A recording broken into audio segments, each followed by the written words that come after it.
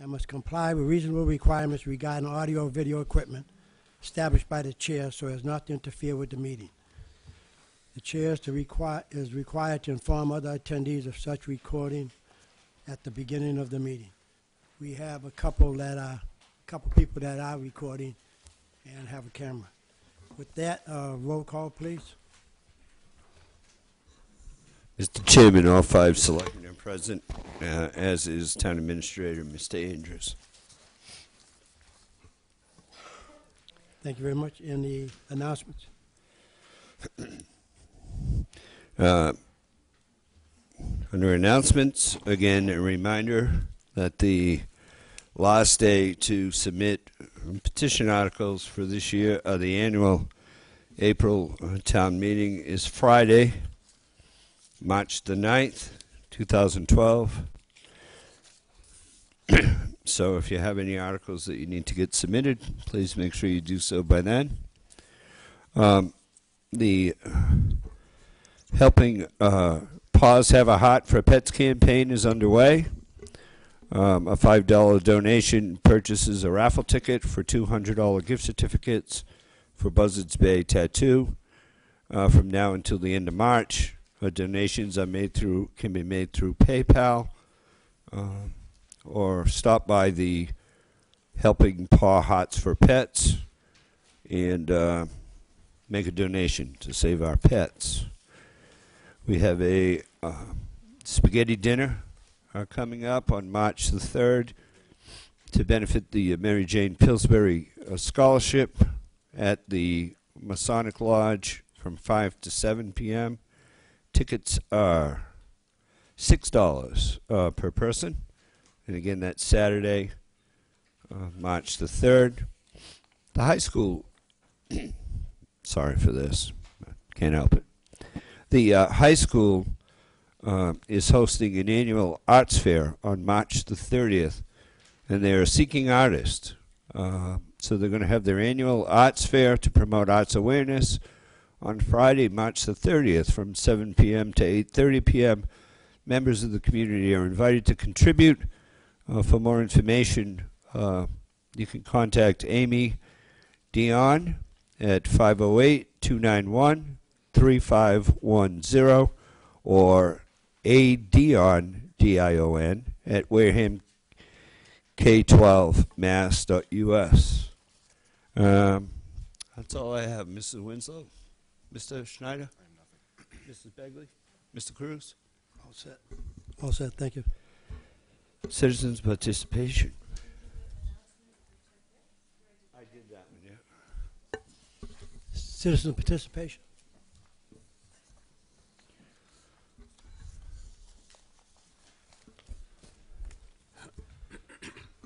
Thank you. Claire Smith, Town Moderator. Thank you, Steve, for making that announcement. I just want to add to that any citizen who wishes to do a petition article, there are guides available in the Selectmen's office that clearly explains how an article is to be written. It is a complete packet that they can pick up so that they can write their motion, their explanation, and it has the petition on the back that they can collect their signatures. I would just caution that someone doing a petitioned article may want to be sure that they have their warrant article completely the way that they want it before they go out and get signatures, because once they get the signatures, they can't change the wording at all. So if they have any questions, they certainly could feel free to contact me at the Mass Moderator's email address on the town site. I'd be happy to answer any questions that anyone has. I also wanted to let you know that there is an opening for an associate member on the planning board. So if there's anybody out there that has an interest, if they would also go to the Selectmen's office and take out an application, that would be great. We'd like to get another associate on that board. And I just want to share with this board and with the public that, again, this year I'm hosting the Southeastern Mass Moderators here in Wareham next Saturday. I'm really excited about this meeting. We're going to be having Margaret Hurley from the Attorney General's office. Attorney Hurley is the Attorney General's Central Massachusetts Division Chair, and she is also Director of the Attorney General's Municipal Law Unit. It's going to be a really educational opportunity for us to find out what happens to warrant articles after they leave town meeting and they go to the Attorney General's office. So I think it's going to be a very interesting meeting, and given the response that I've had back from all of the moderators in the Southeast region, they're all eagerly anticipating to come here to Wareham and participate in this meeting. So I'm real happy about that. And just one more thing about town meeting, anybody that has, yep. It's only for moderators. Yeah, it's a opportunity for us to get together and share information and learn. It's a great resource, and generally they have not had any in southeastern Massachusetts. It's always been out in the western part of the state. So last year I hosted a small group here, and this year it's almost doubled in capacity. So I think they're very happy to have something closer to home. With relative to town meeting, anybody that has any flyers or handouts, they do need to get approval from the moderator before they bring them to town meeting, and I would appreciate it if they would get them to me at least a week ahead of time. Thank you. Thank you.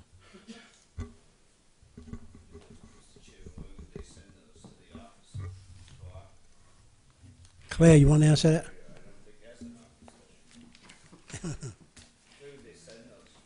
They can send them to the Mass Moderator email address and they'll come to me, or they can leave them in the office and the office will call me and I'll pick them up. My name is Gerald Barrows, and I'm complaining again, and I'll complain every time I come to this meeting. Nothing is being done about that. I'm on Narrows Road. I know you say it belongs to the state to fix that hole, but I'm getting sick and tired of going by there. Sometimes I forget all about it, and my car hits that thing, and it's going to throw my front end out. A lot of people is doing it, but it's going on deaf ears. It's a safety hazard, and I don't see why the town can't fix it and build a state. I'm getting sick of it, and I'll complain every time I come to this meeting. Thank you. Thank you very much, and I think that's Mr. Andrews' pocket, so we'll see what he can do about it. Thank you.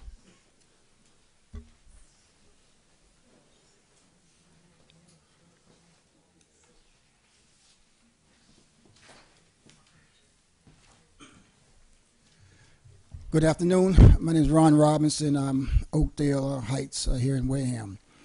A couple of meetings ago, there was a person up here during community participation, and she had a question regarding the workshop that the selectmen are going to hold regarding the sewer business. And the question that she had talked about whether or not residents, Wareham residents, we're going to be able to, I don't know if she used the word participate, but we're going to be able to talk or be involved at that workshop, which is going to be held, I think it's the 28th. If I remember correctly, Selectman Snyder and Selectman Holmes seemed to think that, and they gave the impression that it was, yeah, that was fine, that people would be able to talk at that workshop. However, since that time, I've come to understand that I think that that decision, if you want to call it a decision, that decision has been changed, and that the process for that meeting is somewhat different. So I think that we owe it to the public, especially those who were here and those watching it on TV. I think we owe it to them to let them know if it has been changed, and or what is the process going to be regarding that workshop. Okay, first of all, the meeting is not a public meeting, it's an open meeting. Mm-hmm. So it pertains to only the sewer. I think the agenda has been printed, but everything pertaining to that meeting is going to be, because we have issues with, or problems with the sewer commission. Every time that they come on, we're late, and we have to put it off. So we're donating one Pacific night just for the sewer. What's going to happen, the people that are mentioned to be on it is CDM, and I think Guy Campina has other disciplines coming to explain how we can operate more efficiently and what else we need to do to either lower the rates or make it more efficient. So basically that's what it is. Now, if Mr. Holmes and Mr. Snyder had said people can speak, now they may be referring to if you have a spokesman, but for the general public to get up and speak, I don't think it's going to be that. But anyways, Mr. Holmes? Mr. Chairman, thank you. I think the agenda, Mr. Foster is going to present how we pay for things and talk about the finances. And then Mr. Judici is to be here.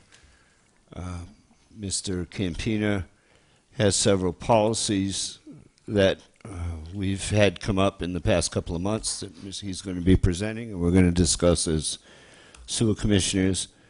And so, yeah, in those parts, I understand your answer, but the question really is on the last two agenda items, which is Contract 2 and Contract 3.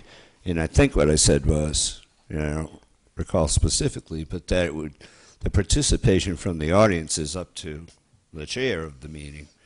But I would tend to think that people would have questions, and we would let them ask the questions. That was my impression. Mr. Judici will be here to talk about some Contract 3 design, new design stuff. But I thought that the sewer commissioners probably would take questions. I'm not going to say there'd be a debate back and forth with the audience, but people, I think, should be able to come up and ask questions if they have questions about Contract 2 and 3. Mr. Snyder? I would agree with Selectman Holmes. I think from my standpoint, the whole point of having this meeting in a different venue was to allow as many people in those contracts to come and ask those questions and get the questions that they have answered. I think that there has been poor communication from the town or through the sewer commissioners, and I think that this is an opportunity for us to start to rectify that moving forward, because people do have a right to be fully informed of how this project's going to affect them, and they have the right to ask the questions, I think. So I would absolutely advocate for allowing a very open question period for those residents. Okay, then Mrs. Winslow?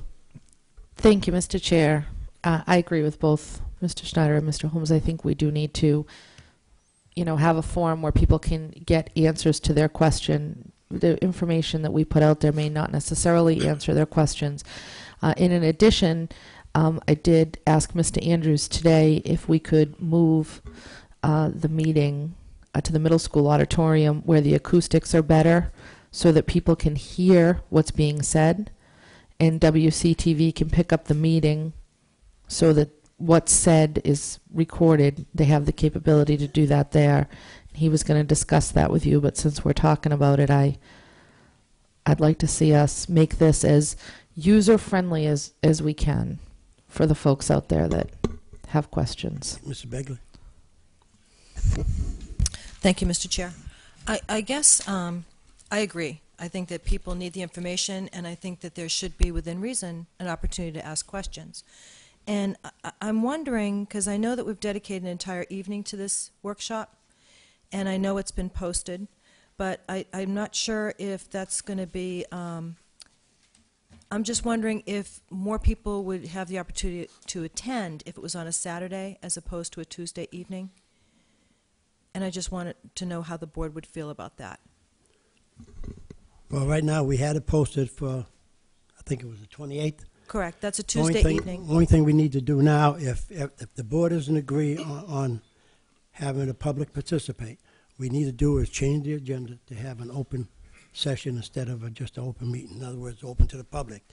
And we could either have it open to the public for the section when we come up to project 1 or 2, or open session for the whole meeting. I mean, public meeting for the whole meeting, either or. Mr. Chair, I think that that's certainly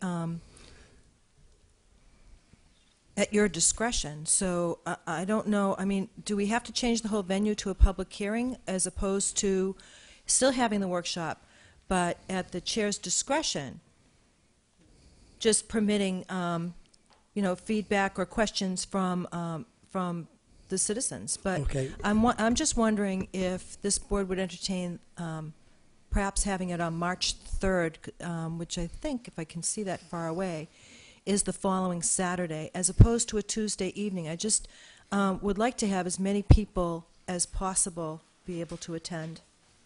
Well, I think this is only the first meeting we're having, because if I'm correct, after this meeting, when we get all the information, we are supposed to have a public meeting with everyone involved in contract 1 and 2.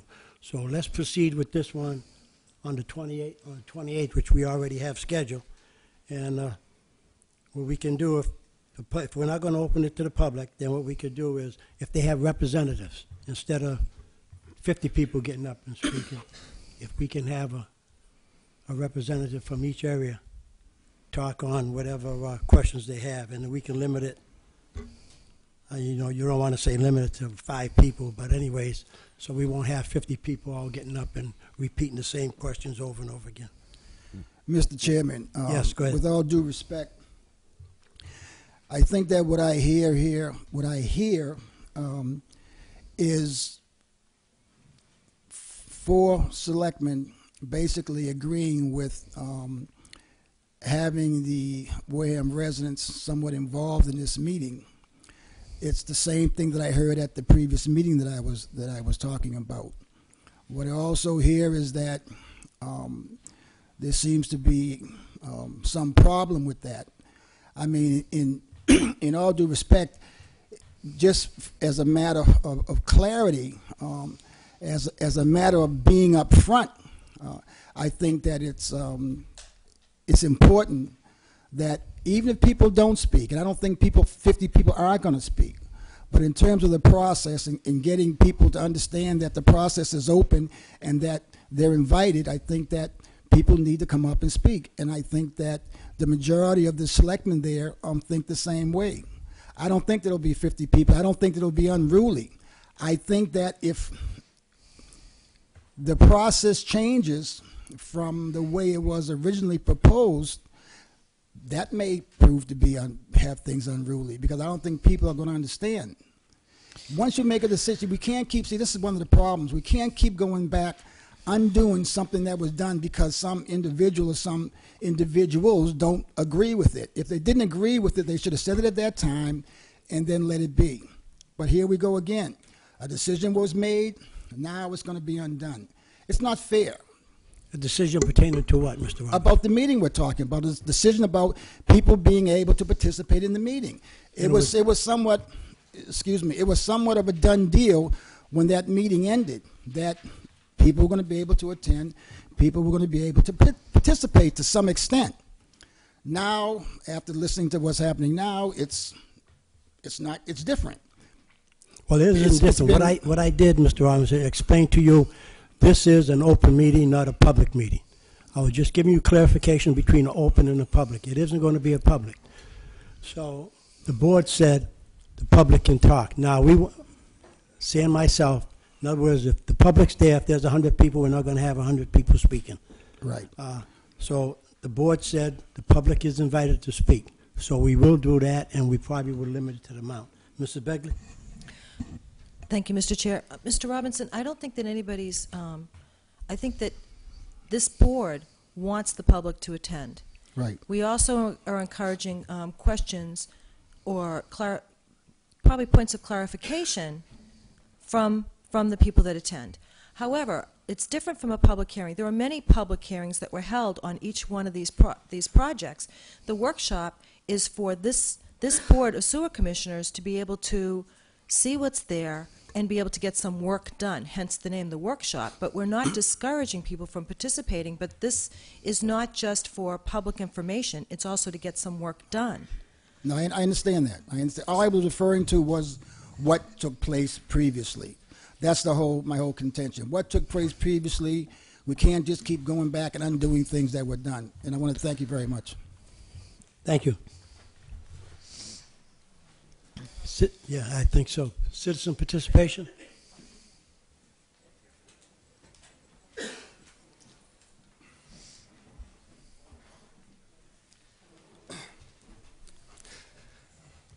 Hello, everybody. My name is Emmett Johar, 3150 Cranberry Highway, East Wareham.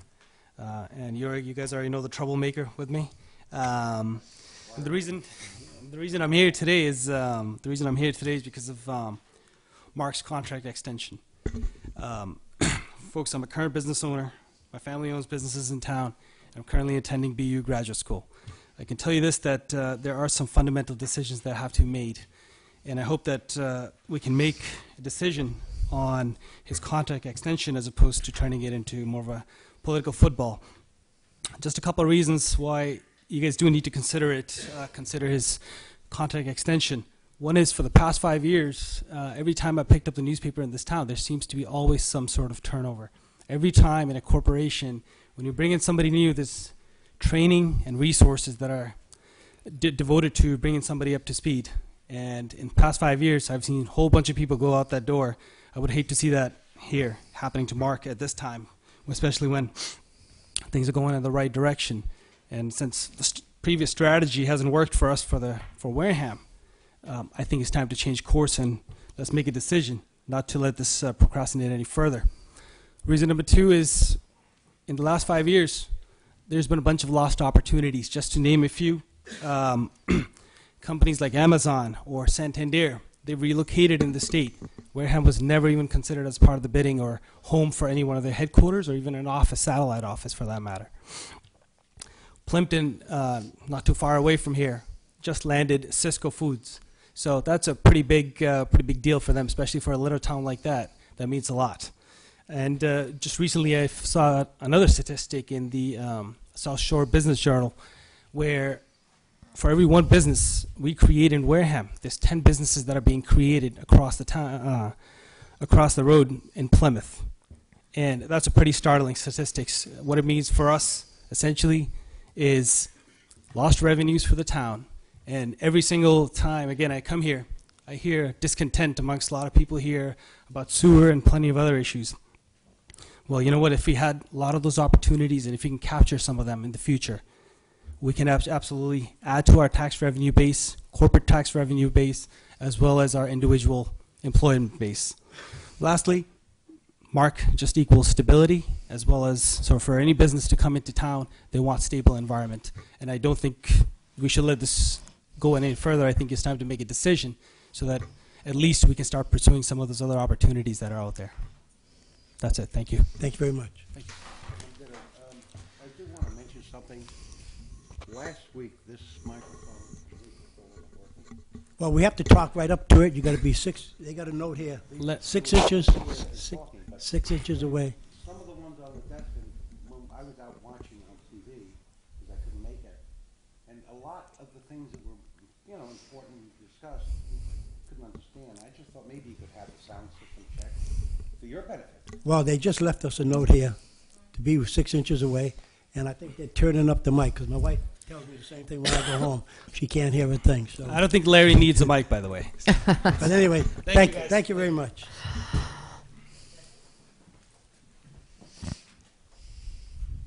Citizen participation? If not, Mr. Clerk? Administrator's contract. Whose item is this? Mr. Chair, I'm going to make a motion to table this item at this time. Second. Motion table. Question? Second by Mr. Holmes. Hearing no questions. All in favor? Aye. Aye. All opposed? 5-0-0. Mr. Haney? There's no special time. Right. Oh, my God. Bill, you're not going to read through all that, are you? Actually, if you don't treat me nice, I will.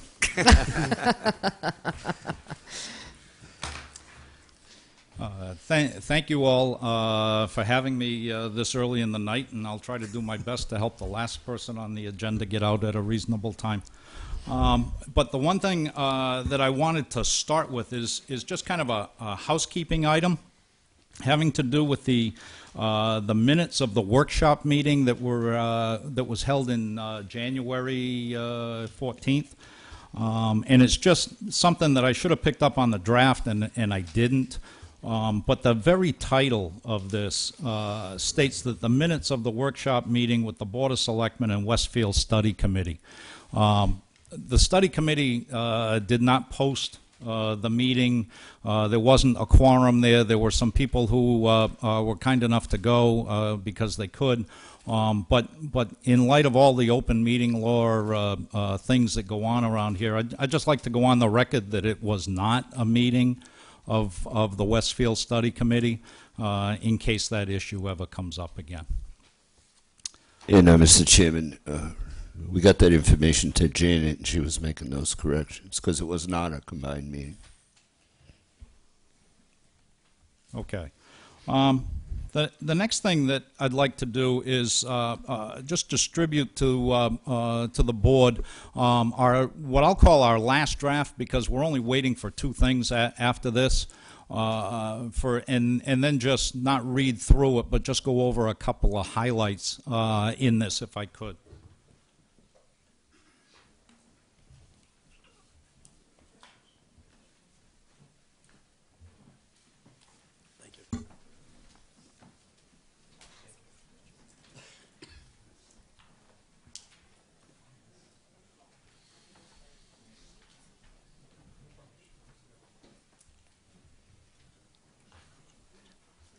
Okay. Not reading through everything here, but just pointing you to some things that we think are important. You'll notice in the middle of the first page, and all I gave you, by the way, are pages that have been changed. So the red, you don't have any of the pages that we haven't changed, because I just didn't print them all. But in the middle of the first page, we've identified phase one as a number of units to be determined by the developer. I think it's easier for the developer to make a determination as to what makes sense for that particular developer. We wouldn't want somebody to come in and say, 50 to 60 units is what they wanted. If they only wanted 75, I'd bid on it. Or if they only would take 45, I would bid on it. So if we leave it open, I think that it makes more sense, and the committee did as well. The next page is what we put in as, we're calling it an executive summary, but basically it's 3 paragraphs that in very nice language encourages participation. It asks for people to respond to this. It tries to set the tone that we're willing to talk about Westfield and talk about what makes sense for the community and the developer, and that there really isn't anything in the pages to follow that's non-negotiable, except for the town meeting article. Okay. Next page, we just changed the date from September 1st, 2011 and we just picked April 6th, 2012. We can pick any day, but that's just seemed to make sense. The next item on what's identified as page 5 talks about water and sewer and the clarification that we need for funding assistance, and also for the sewer commissioners down below in the second paragraph. What we've said is, or the third paragraph rather, what we've said is the Wareham sewer commissioners have determined that the town has adequate sewer capacity to support similar projects. What we need is the sewer commissioners to certify that. So because we're either going to have the word has determined or has determined that it doesn't fit, okay? And in particular, the committee has some information that Mr. Campina provided us about sewer capacity at the plant, but the Sanborn pump station has never been addressed. And so if you could, as sewer commissioners, if you could see your way clear to essentially signing off on Mr. Campina's previous document, as well as assuring the developer that Sanborn either will absorb this development or it will not. so that what we end up doing is making a positive statement. It either is this way or it is not this way. Okay? And funding assistance, we've talked about funding assistance several different ways, and we talked about it from the perspective of petitioning community preservation for money to be used for the sewer. The committee came to the realization or the consensus that we could petition community preservation for some money between $200,000 and $500,000, but that the developer could determine if it was in the sewer, if it was in the water, if it was in the buildings. We'd make that variable. We wouldn't try to earmark it for one thing or another. Again, we're trying to instill the spirit of openness for the developers. The next item that I think is worthy of discussion is on page 10 at the bottom. It's actually item 7. And where we say needs clarification, this particular item is stating that the Board of Selectmen will submit an article for fall town meeting to potentially encumber funds for CPC from $200,000 to $500,000. That language was added to the original proposal. There's a question amongst the committee members as to whether the Board of Selectmen can actually do this. And so I'd just suggest that, maybe town council could raise or, weigh in on that question or not. Some people think it has to be the developer that asks town meeting. Other people think that the Board of Selectmen can do it.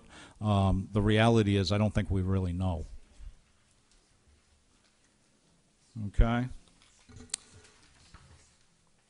I'll refer you back a couple of pages to page 8 in particular, and also so that you understand, this is version 6.1.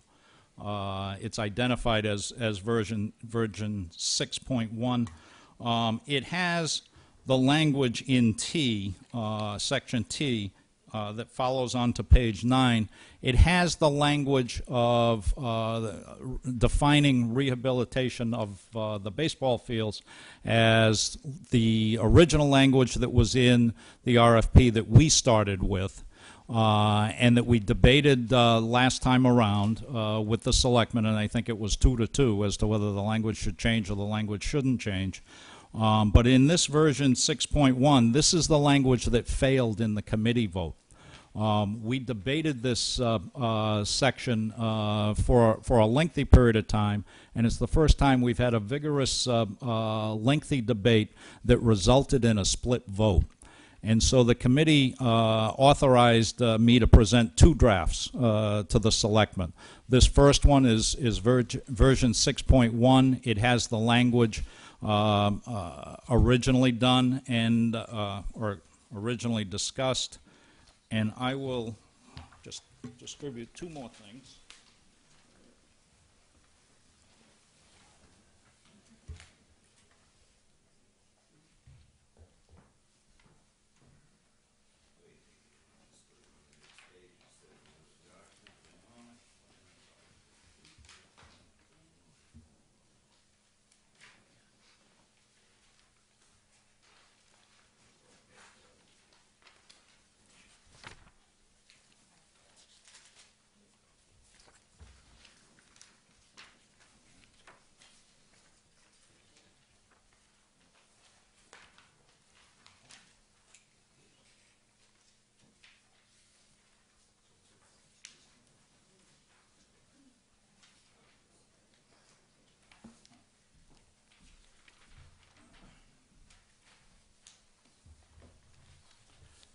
Okay, this the next document that I presented to you is titled version 6.2, and you'll notice on version 6.2 The only things that have changed are that section T on page 8 is completely crossed out, and what's put in there is a short sentence that says, the rehabilitation shall be defined as meeting the standards of the National Babe Ruth and National Little League organizations.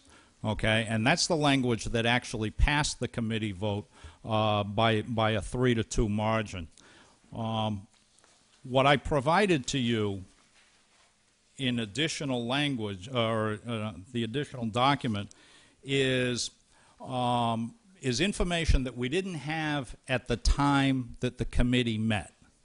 And it is actually from the rule book. High school baseball fields are actually, the Babe Ruth field is actually a high school baseball field. And so this is the rule book for high school baseball fields. The Little League rules are not available unless you are actually a member of Little League, and so nobody on the committee is, I don't believe. But anyway, Section 2 here is essentially what you're, if you vote for the language that was approved by the committee, you're voting for these specifications, okay? And what these specifications reflect is the end result of the project. And their general specifications, we had this debate vigorously at our meeting, their general specifications, they talk about things like the field shall be a diamond shape, it'll be at 90-degree angles, there'll be 90 feet between home plate and first base, and so forth. It does not state in the general overall rules anything to do with local conditions, which is what version 6.1 does. It tries to establish local conditions and then end up with this, as opposed to starting with this and then trying to define local conditions. Mr. Chair. Yes. Mr. Begler. Thank you. Hi, Mr. Haney. Hi. I attended that that meeting. You did. And the language that was changed, you're continuing the debate, and you were in the two.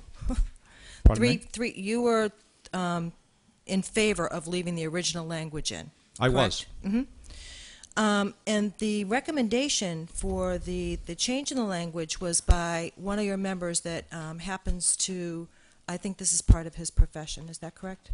It may be. Right. He did say that in the meeting, that this is what he does. And he said that if, with the two baseball fields, if we had the language that said shall be defined as meeting the standards of the National Babe Ruth, one field, and then the other field, the National Little League organizations, that should suffice. And this RFP that's going out isn't the final contract with any developer that we hire. So I just want to clarify that, and I understand you're passionate about this, but I also just want to be clear that, to be fair with the debate that occurred during that meeting, the vote was 3-2 in favor of the second version that you've presented to this board. I said that. Right. Oh, yeah. Thank you. Yeah, and we also, at that time, we also agreed that this is the selectmen's RFP. The selectmen should be provided with the information, and that the selectmen can take their vote, end up 3-2 if you do. But we would be prepared to deliver to you in final fashion either version 1 or version 2. But it's your call at this point. Mr. Chair, Yes, Mrs. Winslow. through you, Mr. Heaney, are you looking for us to give you direction on this evening? That would be ideal, but it's not necessary until such time as you certify the sewer issue, because quite frankly, all we've got to do is pick 1 or 2 and insert the sewer language, and we're done.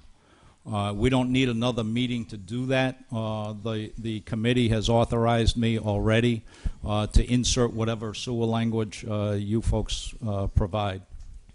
So on the meeting of the 28th, we'll put that on the agenda to come back with information about the Springborn pump station. I think we should have something after that. Mr. Holmes? Yeah, I was just so Bill, when you started, you said you needed 2 points of clarification. Ball field was one of them, and sewers, that's it. That's it. Yeah. There was a third point. Excuse me. Oh, yeah, CPC, you're right. I'm sorry, somebody Third said that. point. There were 3 points, yeah. Because I wrote down town council. Town council for the CPC. The request, Yep, the ball field language, yep, and sewer, so I got 3. that's it. That was it? That's it, and we're ready to go. Thank you. Okay, thank you very much. Okay? From the board? Mr. Chairman, just a Mr. quick Snyder. question through you to Mr. Heaney. Mr. Heaney, what if we were to put in the minimal language for the baseball fields, but in the preferences for the selection of a developer, if we gave a preference to someone that would come closer to the standard that you have suggested for the ball fields, so that there's room for them to come anywhere in between. Yeah. I don't mean to give the impression that these are two different things. Mm-hmm. They're not. Version 1 and version 2 get you to the same end. Mm-hmm. It's only a question of who decides and how they decide to get you to the same end. What version 1 does is it says, essentially, okay, with the exception of the grass area, all of the dirt areas and so forth, take them out to a level of 4 inches and then refill them with other materials and the like, okay? And bring it back to the standard that we're supposed to have, which is version 2. And what it does is it tells them how to do this stuff, as opposed to handing them the final product and letting them determine what the best way to do it is. Now, we used an analogy in our committee discussion that I'll try to use here, and it has to do with renovating your kitchen. And if you renovate your kitchen and you move the sink from one wall to another, the piping is still in the first wall.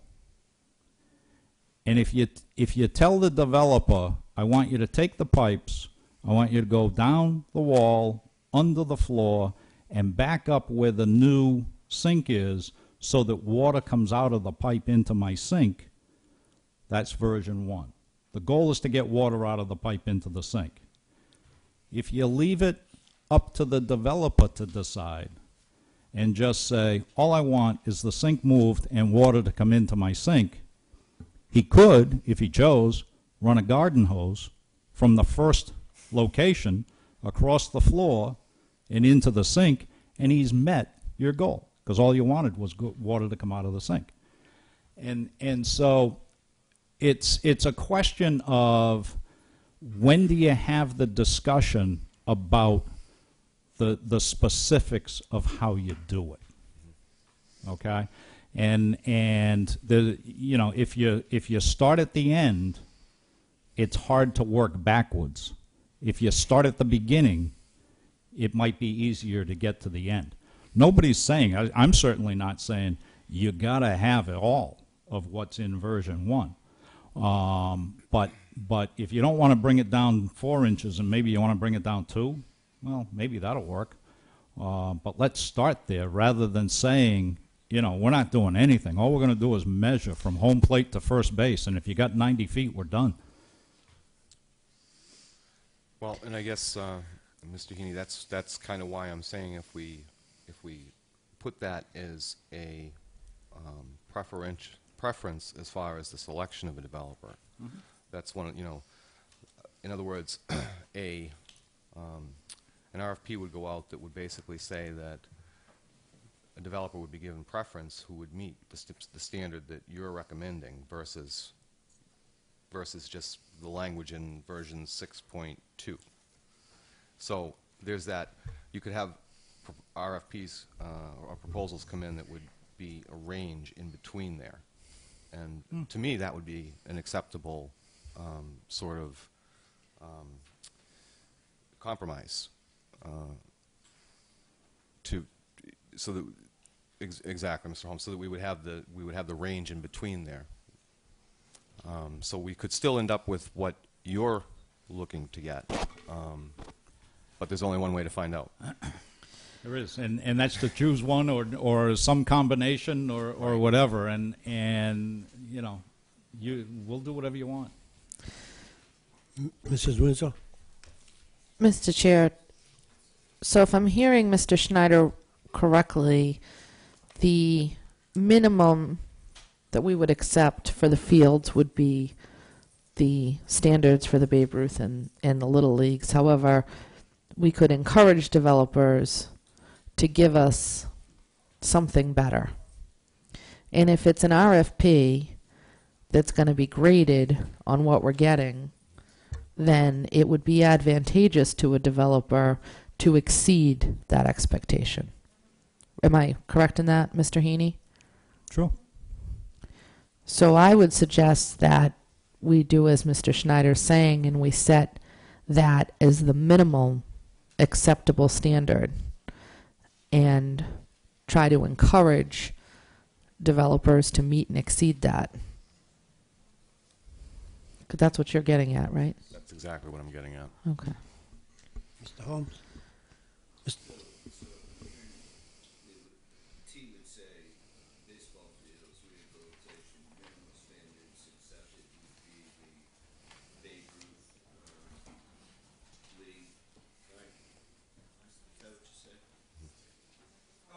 Sorry about that. My apologies. It was quick. So, under T, the language would look something to the effect of the baseball field rehabilitation at a minimum would meet the standards of the National Babe Ruth and National Little League organizations. Is that correct? Correct. And Mrs. Winslow's comments of grading, would that be included or not? Would you include something like that? Or That would be, we have preferential selection criteria within the RFP, so that would be added in that language. In other words, that works.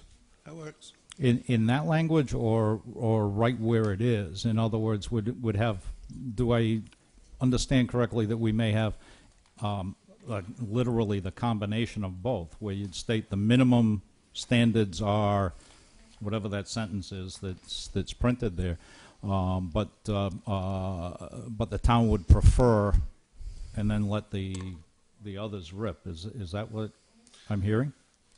I'm actually looking for a specific section in the RFP. It's on page 8. Mr. So Chair. if I missed that, Mike, were you suggesting both? You put in the minimum of the Babe Ruth, and then as like a U, you put in the, or a TA, you put in the No. the original? Mr. Is that No. what he said? While Mr. Schneider's looking, the minimum standard would be the Babe Ruth and the Little League fields. However, we want to encourage a developer to exceed that expectation and be clear that this is an important part of the grading process. Got it. Okay. And we can leave that up to the Westfield Study Committee to... We can find language that would do that. I like that. Repeat that last part about encouraging, if you wouldn't mind. We're encouraging them to exceed those minimum standards. And Mr. Schneider has a spot that he's looking for right now where... If you're looking for the preferential language, I didn't give that to you because we never changed it. That's exactly what I'm looking Yeah, for. no, I apologize for that. That's where I would suggest that Right. that the language for the I guess version 6.1 would go, so that a developer would be given preference as for the project the closer he got to that standard.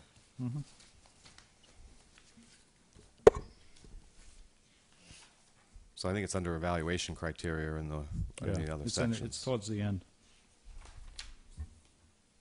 Mr. Chair, evaluation criteria is on the thicker document on page 50, the last page, evaluation criteria.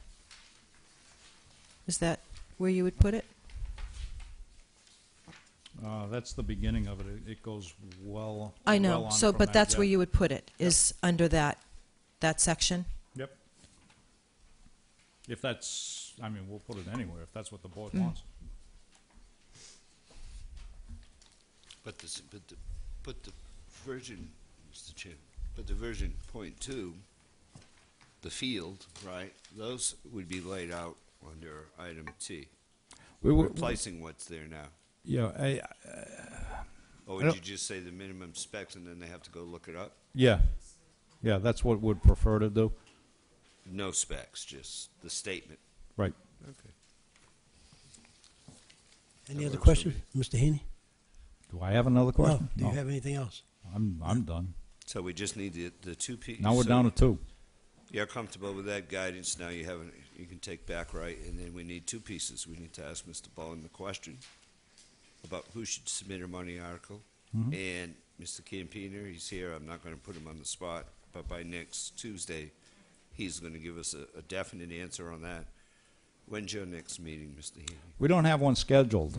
Actually, the committee was kind enough to authorize me to put whatever language you come back with into the document and just distribute it to the committee when I distribute it to you.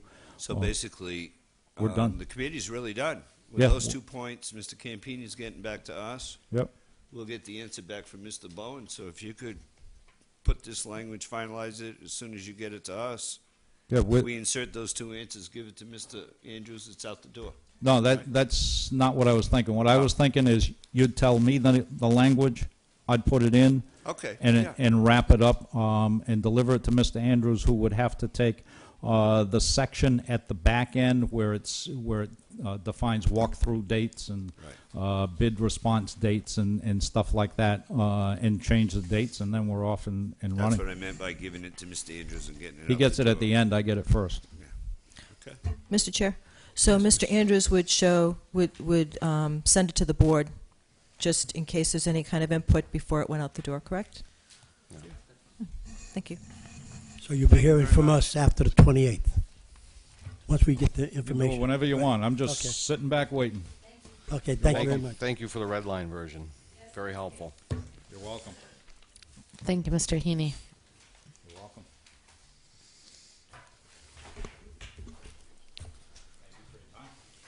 Thank you. Mr. Clerk?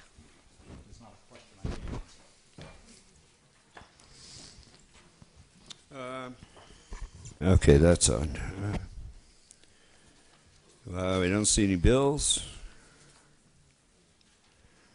We have the January 17th minutes. Has everyone had a chance to look at them? It was.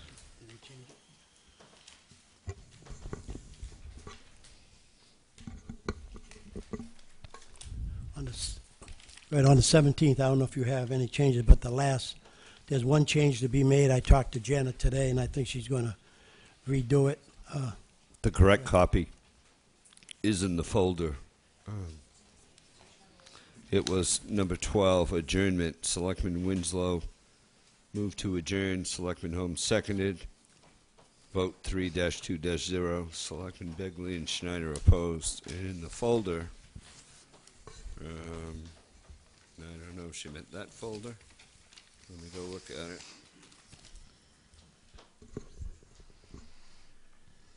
Oh, in the folder, Chairman Cruz moved to adjourn.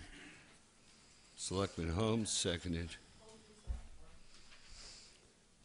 I think we're going to do it with if that's all we have, is that she can go ahead and approve it with the change, if she already has it in your folder, Mr. Holmes? Just checking to see what changes she made in the folder, she says. So I'm assuming she means this folder that we sign off of.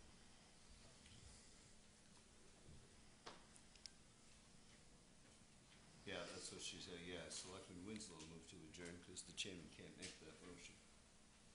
So the corrected version of that state is, 12, adjournment.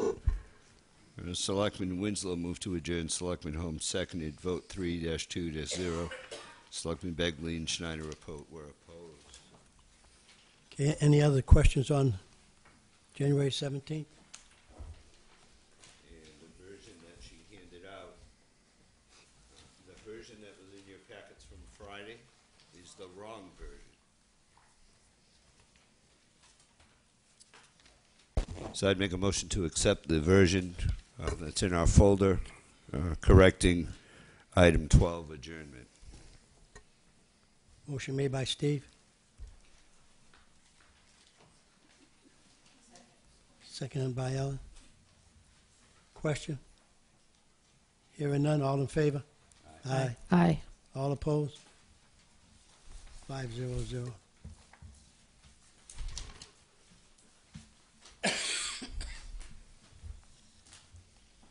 Okay, February 7th was put on there by accident. They'll be there next week. Received an email this afternoon on that one. Just to remind you, blah, blah, blah, blah, blah. No, that's somebody else. Okay, next up we have a few interviews.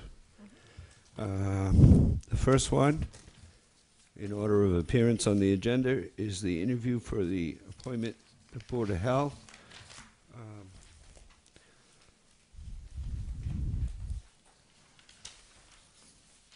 And that is for Amy, I'm going to say this wrong, so you can correct me. Weingent?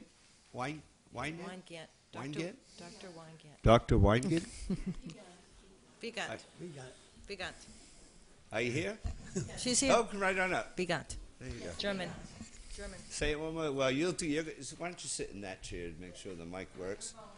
And you have to talk like right into the. And if you wouldn't mind correcting me now. Vigant. Vigant. It's German. Better write that Introduce down. yourself. I'm Amy Vigant. I'm a local internist, and I'm applying for Closer to the. You gotta almost touch your lips right to the phone. Is that better? Yeah, real good. Thank you. Okay. If you would explain your interest in serving on the Board of Health, please. I'm a local physician who am interested in serving on the Board of Health. Hopefully can offer some of my expertise. Any questions from the board? Mr. Begley? Thank you. Hi, Dr. Vigant. That's pretty good. Thanks. German background. I was there when you were interviewed by the Board of Health. Mm-hmm. And I just have a question, because I know that you currently have a practice here in Wareham, and the Board of Health meets on the first and third Wednesdays, but at 4 p.m. Is that going to be an issue for you? 4 I can make, 5 is easier, and I had spoken to some of the board members, and they said they might be able to put it at a different time. To change the time of the meetings? 5 would be really great. Okay, so 5 you could definitely make, and 4 is questionable. 4, right. 4 I could squeeze, but 5 would be much easier. So, okay. Thank you very much. I know that they mentioned it at the Board of Health that you've got quite a strong family legacy on the Board of Health. And I appreciate your interest. Thank you. You're welcome. Mr. Holmes? Good evening, doctor. What kind of doctor are you? I'm an internist, adult physician. And you worked at Toby, I see? Is this, are you still at Toby? Yeah, sometimes. Oh, you work for South Coast? Or? No, I have my own office. And I sometimes see my patients at Toby and some of the local nursing homes. And well, thank you very much for volunteering your time. That's all I just want to know. Okay. Mr. Snyder? How long have you been a physician? Over 20 years, anyway. You don't want to give away. You don't want to give away any secrets. Graduated in '85 from medical school. And you did your Tufts Medical? Tufts Medical School. An internship and residency at St. Elizabeth's in Boston, which is a Tufts hospital. Very familiar with it. Thank you. Mrs. Winslow? Thank you, Mr. Chair. It's wonderful to see you apply for this position. But you know the question I have to ask everybody. Are you a United States resident and capable of voting? Yes. Thank you. Citizen. Thank you. Okay, I want to thank you very much for applying, and I'm glad you did because I'm a strong supporter. All my life, I know you're related to the Gleasons, and all my life we've been having a Gleason on the board. And I'm glad you applied, and I hope you make it. Any other questions? Just one more question, and I can't remember if it was asked at the Board of Health meeting, Doctor. Are you a registered voter and a full-time resident in Wareham? I am. I remembered somebody asked, but I couldn't remember the answer. I remember it was at the Board of Health. Thank you. Yeah, you're welcome. Thank you very much. You. Thank you.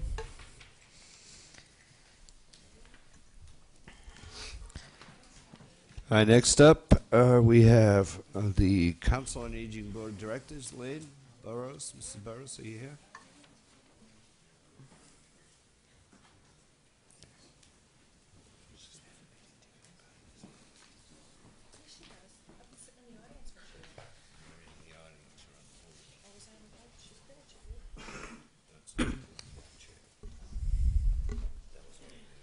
Okay, thank you.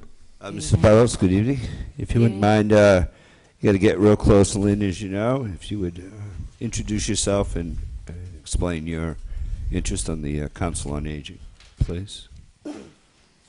Thank you. Lynn Burrows. I live on Main Street in Wareham. I have been an associate member on the Council on Aging since, I had an interest in Council on Aging and have been actively going to meetings since a year ago, August or September, and have been, as you know, it's this board that appointed me last summer as an associate member. A full-time membership has come up. I am interested in that position. I have some ideas of focus that I'd like to share with you.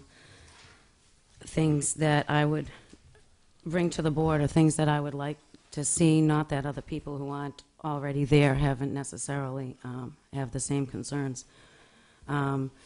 For a year now, the board has been without an actual secretary to take our notes and stuff. It's been a take-turn thing.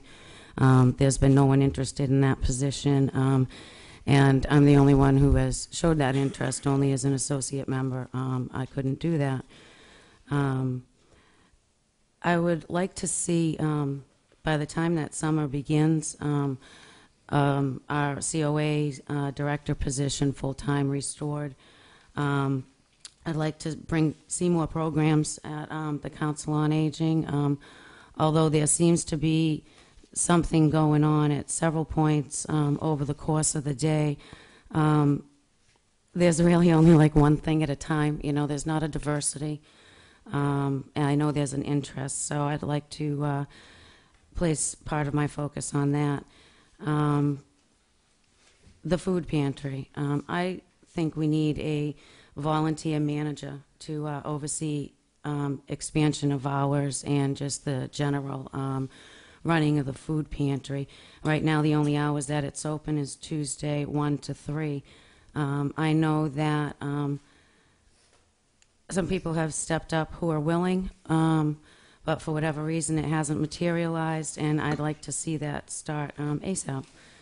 I'd like to see surveys go out for the food pantry clients, find out a little more of what their personal needs are, not necessarily just with food, but all of their needs, whether it's transportation or heating or medical or anything like that. And, you know, with the food pantry, I want to say that it outgrew the shelves before it even opened. It's really amazing. I'd like to see some restored COA working relationships that will benefit the elders in town. And I'd like to take part in encouraging Westfield to move forward and to help meet the needs of seniors in Wareham and to advocate them. So I appreciate your consideration tonight, people. Any questions from the board? Mrs. Begley? Thank you, Mr. Chair. So Lynn, you've been an associate member for, I think it was August. it's like 18 months, or it's more than 12, right? No. More When than I a year? initially came on board, I initially applied for a full-time membership Mm-hmm. because we had 11 full-time memberships at the time. We had the town meeting vote, so then we waited for the Attorney General's decision to come back. Oh, yeah. So I remained in limbo during that time. And then I think it must have been September, I think, when I was finally appointed. As associate. Uh-huh. And you've been kind of acting as clerk for many of the meetings? No, I haven't been. I had a while ago, but it was determined that I couldn't do that. As an associate? Yeah, as an associate.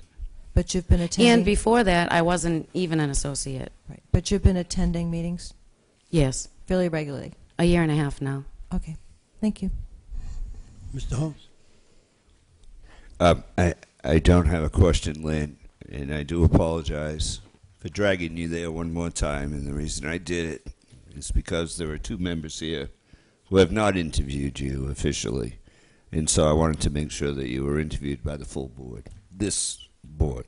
No, Because I think you've been interviewed by two boards already. Well, I in the have, but past. I'm glad to be able to kind of update you on my resume. And now that I've been there for a year and a half, I have some pretty focused objectives. I just want to explain why I asked Janet to ask you to come back again. Okay. And I do apologize for that. Mr. Snyder? Through you, Mr. Chairman, to Mrs. Burrows. Lynn, you have a lot of experience listed on your application with elders. Is there anything else that you didn't list on your application that you think is noteworthy as far as your experience working with seniors? I do not have my application in front of me. However, I had several years' experience as an EMT in the Boston area, bringing seniors to and from the hospital, to and from nursing homes, and treatments and stuff like that. Yeah, so treating them medically, and that opened my eyes to the needs of nursing homes, not even just on the local level, just everywhere. Okay. And just what are your thoughts on independent living and trying to advocate for independent living and senior housing? Mike. It's on? You can't hear me?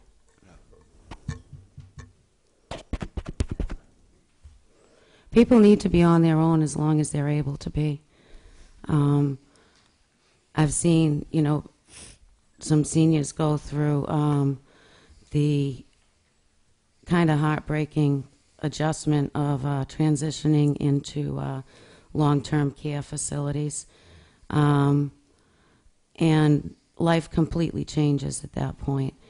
And as a matter of fact, as you make me think of that, that would be something worth looking into, is somehow getting more involved with seniors in local nursing homes. Great. Thank you, Mr. Chairman. Mrs. Winslow? Thank you, Mr. Cruz. Mrs. Burrows, you've done something different with your hair. It looks lovely. I noticed it as soon as you walked in. That happens as you turn the corner to 50, Kara. That's not what I was getting at. Yeah, It I really need does. something. It looks, it's very stunning. It's beautiful. Thank you. The only question that I have, and it's not the citizen question, so, is you are running for the school committee, correct? Right. And if you're on the school committee, are you able to continue service on the COA? Absolutely. Okay, so there's no restrictions like there is for us. Okay, thank you. Any other questions? If none, Thank you very much. thank you for applying again. Thank you. Thanks, Lynn. Mr. Rocha? Louis Rocha? Good evening. If you could come up, speak. You got to get really close. If you wouldn't mind introducing evening. yourself and My name is explaining your interest. My name is Lou Rocha.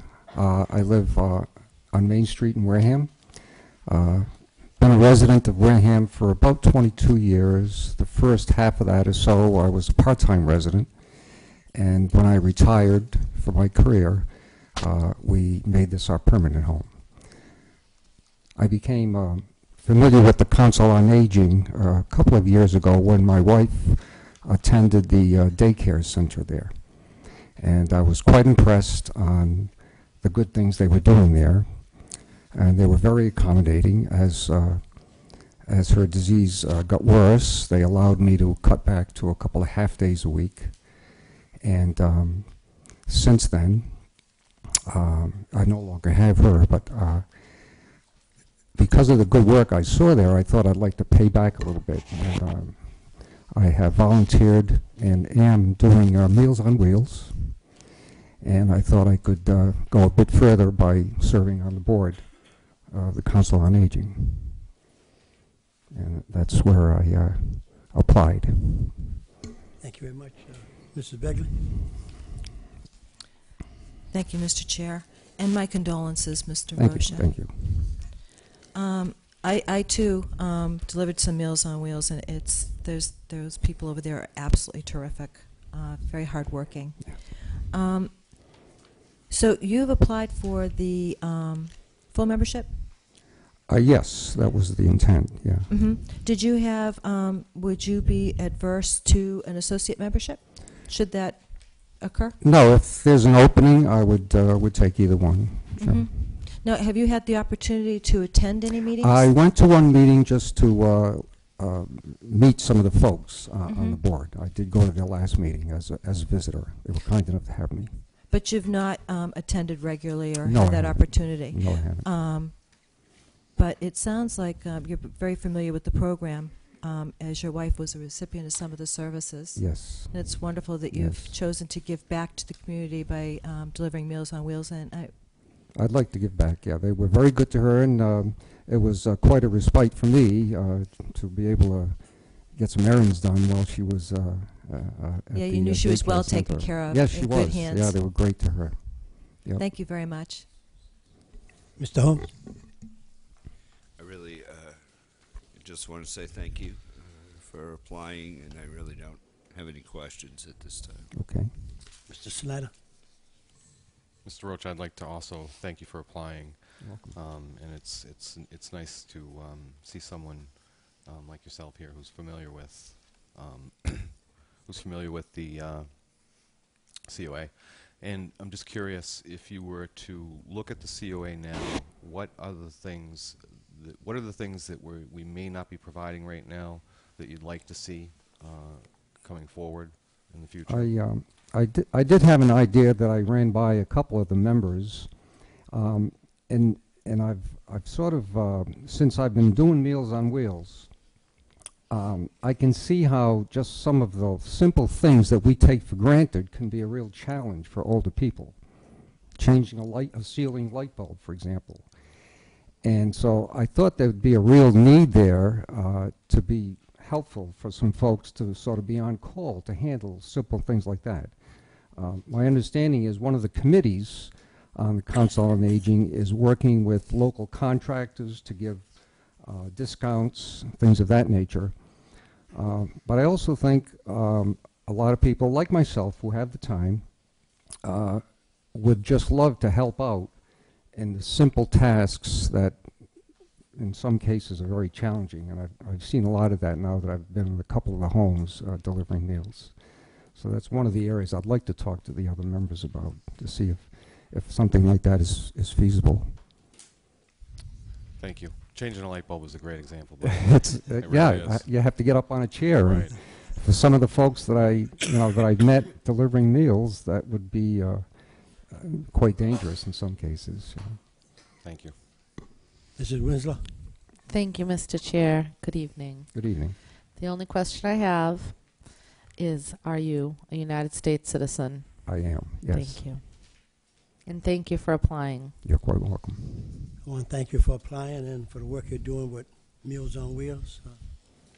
Darren, any other questions? Mr. Holmes? Thank you for having me. Okay, Thank you very much. Is Mr. O'Rourke here? Teddy? Mr. O'Rourke. Paging the hallway for Mr. O'Rourke. No? Jamie, is anybody out there named Mr. O'Rourke? No? Thank you.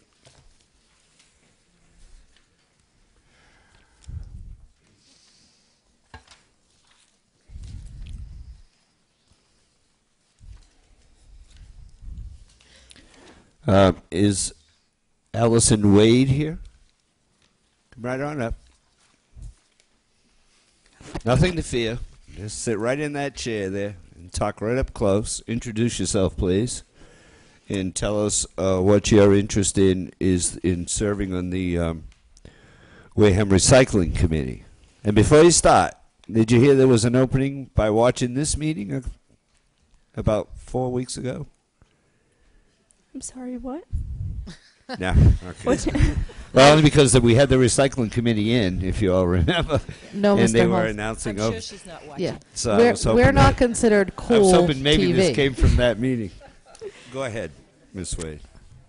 Okay, I'm Allison Wade, and I'm interested in joining the recycling committee because I think recycling is really important, and I'm really interested about what the community is doing to encourage recycling for everyone to do it. Mr. Begley? I can't even tell you how much I appreciate the fact that you're sitting there, willing to volunteer for this committee. How did you learn of an opening on the recycling committee? Is it something they post at school? Yep, I am in the Junior Honor Society, and the woman who runs it, Miss Oman, she told me about it, and so I heard about that, and I was really interested, so I decided to join. Great. Now, do you have, as a member of the National Honor Society or for any of your school, it certainly looks great on a college application, but do you have to perform any kind of community service? Yes, I do. For Junior Honor Society, I have to do 3 hours a month, and soon I'm going to be in the National Honor Society, I think, since I'm a junior now, and for that we have to do 4 hours a month. So this would, something like this would fulfill your requirement? Yes, it would. Perfect. Thank you. You're welcome. Mr. Holmes? No, I don't have any questions. Just seem very interested in the. Did you say you were in the National Honor Society, Junior? Junior National Honor Society. Congratulations. Thank you. Thank you. Mr. Snyder? I don't have any questions either, but I do want to tell you that I think it's great that you've stepped up and you're absolutely setting a great example for your peers, and thank you very much. Mrs. Winslow? Thank you, Mr. Chair. Hi, Miss Wade. Hi. I got to meet you last week, so I don't have anything other than my standard question. Are you a United States citizen? Yes. Thank you. And good work. Keep up the good work. It's great to see young folks such as yourself stepping up. Thank you. Thank you very much for volunteering.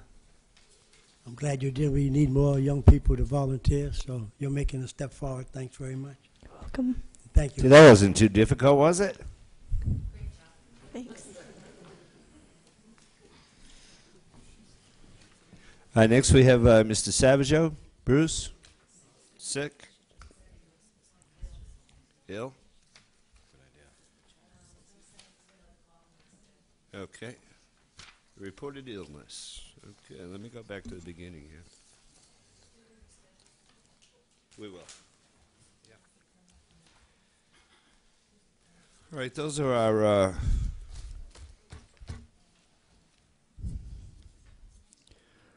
that concludes our interviews. Let's see what we can get done here. Oh, I meant to ask.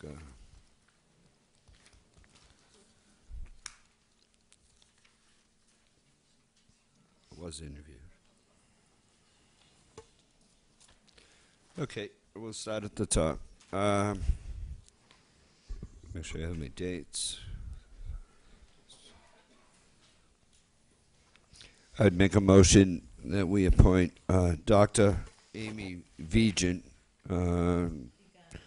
Vigant, to the Board of Health for a term to expire June 30th, 2012. This is to fill the remaining portion of Mrs. Irish's seat. Second.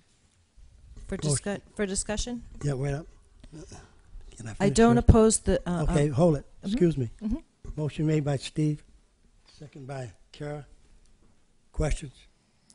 I don't oppose this appointment at all, but my question is, if Dr. Vigant can't attend and the Board of Health has expressed the possibility of changing their times, the meetings are only from 4 to 6 generally, so I would like this board to contact the Board of Health and make sure that that's a possibility so that she can be a full participant. Okay, times and times of the board are set by the board. Mm-hmm. So, any other questions? Mr. Winslow? Well, Mr. Chair, I wanted to point out two things, and the first is I believe she said that she can make 4. It's just a little tight for her scheduling-wise. And secondly, this appointment is only for March, April, May, June, for 4 months. So if it's problematic, then obviously she's not going to seek a reappointment, or we have the ability to not reappoint at the end of June. Any other questions? Hearing none, all in favor? Aye. All opposed? 500.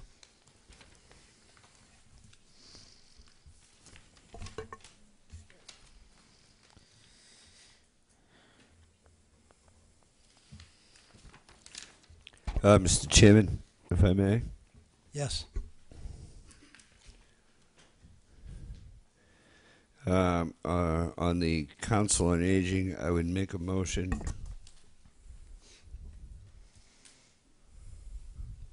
One second.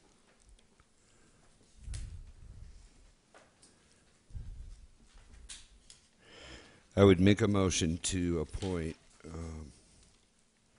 Lynn Burrows to the Council on Aging for a term to expire 6/30/2014.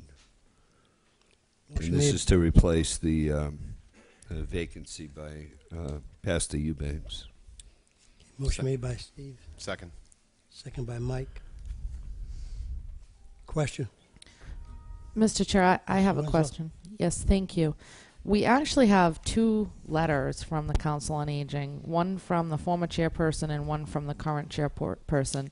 Has the board of the Council on Aging board given us, because one recommends one candidate and the other recommends the other, so I'm slightly confused as to what the Council on Aging Board of Directors wants.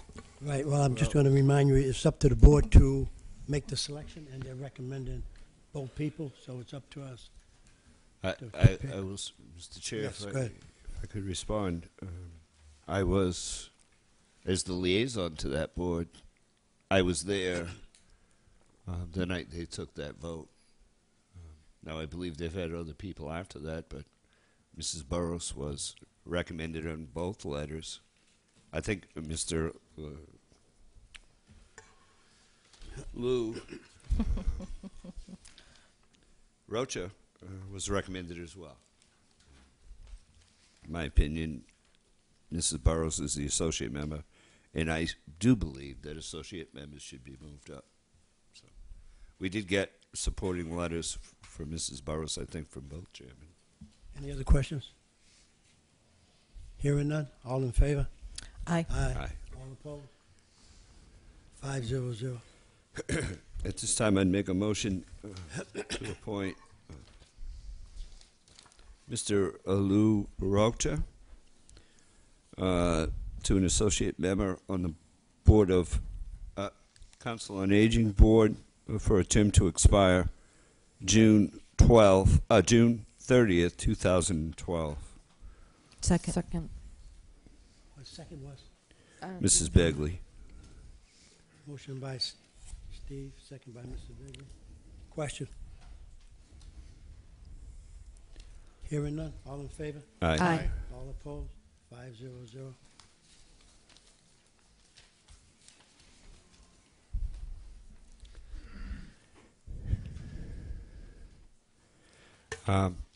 You know, I'm going to ask Janet to, I'm not going to make a motion on the Marine Resources Commission. I'm not sure what the issue is here, but this is the second time. Maybe the gentleman works on Tuesday nights. I don't know. But I'm going to put that on hold. Mr. Chair?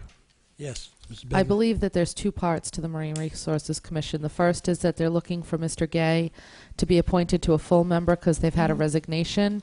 And the second is that they're looking to make Mr. O'Rourke an associate member.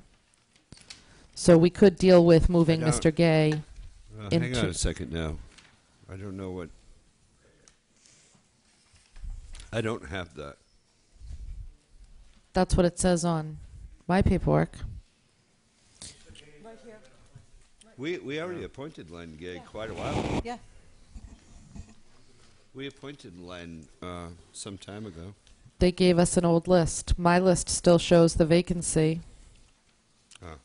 Janet, please update that list. Thank you. But yeah, we appointed Len, I want to say it was back in January. To the 2 full months ago, membership. right. So we'll put this one on hold, and Mr. Okay. Mr. O'Rourke, if you would, maybe we'll ask Janet to contact Mr. O'Rourke. And maybe Tuesday nights are bad for him, and that's fine, and we can work something out to get that done. Next, I would make a motion that we appoint Allison Wade as the high school code club representative on the recycling committee for a term to expire on June 30th, 2014, which would allow, it's a 3-year term, it would allow the remainder of 2012, 2013, and 2014. Second. Motion made by Steve, second by Mike. Question? Mr. Chair. The document that we Mrs. have. Winslow? Is that what you're going to look at? Mrs. Winslow? No, I was... There may be an issue with the bylaw. State? She's a high school member. Right. This is not Well, audience participation, please. I'm the- sorry. but the- I don't mean to be fresh, but go ahead. We have a question on the floor. Go ahead. There's some confusion, I think, with the way that but there's always been a high school representative on this committee for many, many years. But this is something that we're going to need to address going forward because we had this problem with the last high school person, the high school rep that serves on the committee. It conflicts with so we should probably correct that. But I knew that that people were going to bring it up, so. Before we go any further, would you take your second back? I'll withdraw my second. I didn't second. Oh, who's second? I'll, Mr. I'll withdraw Schneider. my second. Would you was take Mike. that back, Mr. Chairman? I'd like to make a new motion. Motion. She is a high school student. I have to change my motion. I know. I got it. I was thinking 3 years, but she can't do that because then she wouldn't be in high school anymore. I would make a motion that we appoint Allison Wade as the high school code club rep for a term to expire June 30th, 2013. Second. Which one? I heard Me. Mrs. Begley first, but Me. she's on the Okay. right side. Yeah, so- she's on your right side. That's good. Okay. Okay, motion made. Any other question? Hearing none. All in favor? Aye. Aye. All opposed? 500. All right, that takes care of that one. And we will reschedule Mr. Savageau when he's feeling better. Okay, next up is, did I miss anything? No, On the that's it. appointments? Go ahead, ready to go. Did I? Mr. Holmes, What did you say? ready to go. Oh, I just wanted to make sure I didn't miss anything. All right, next up is a hearing. This hearing was continued from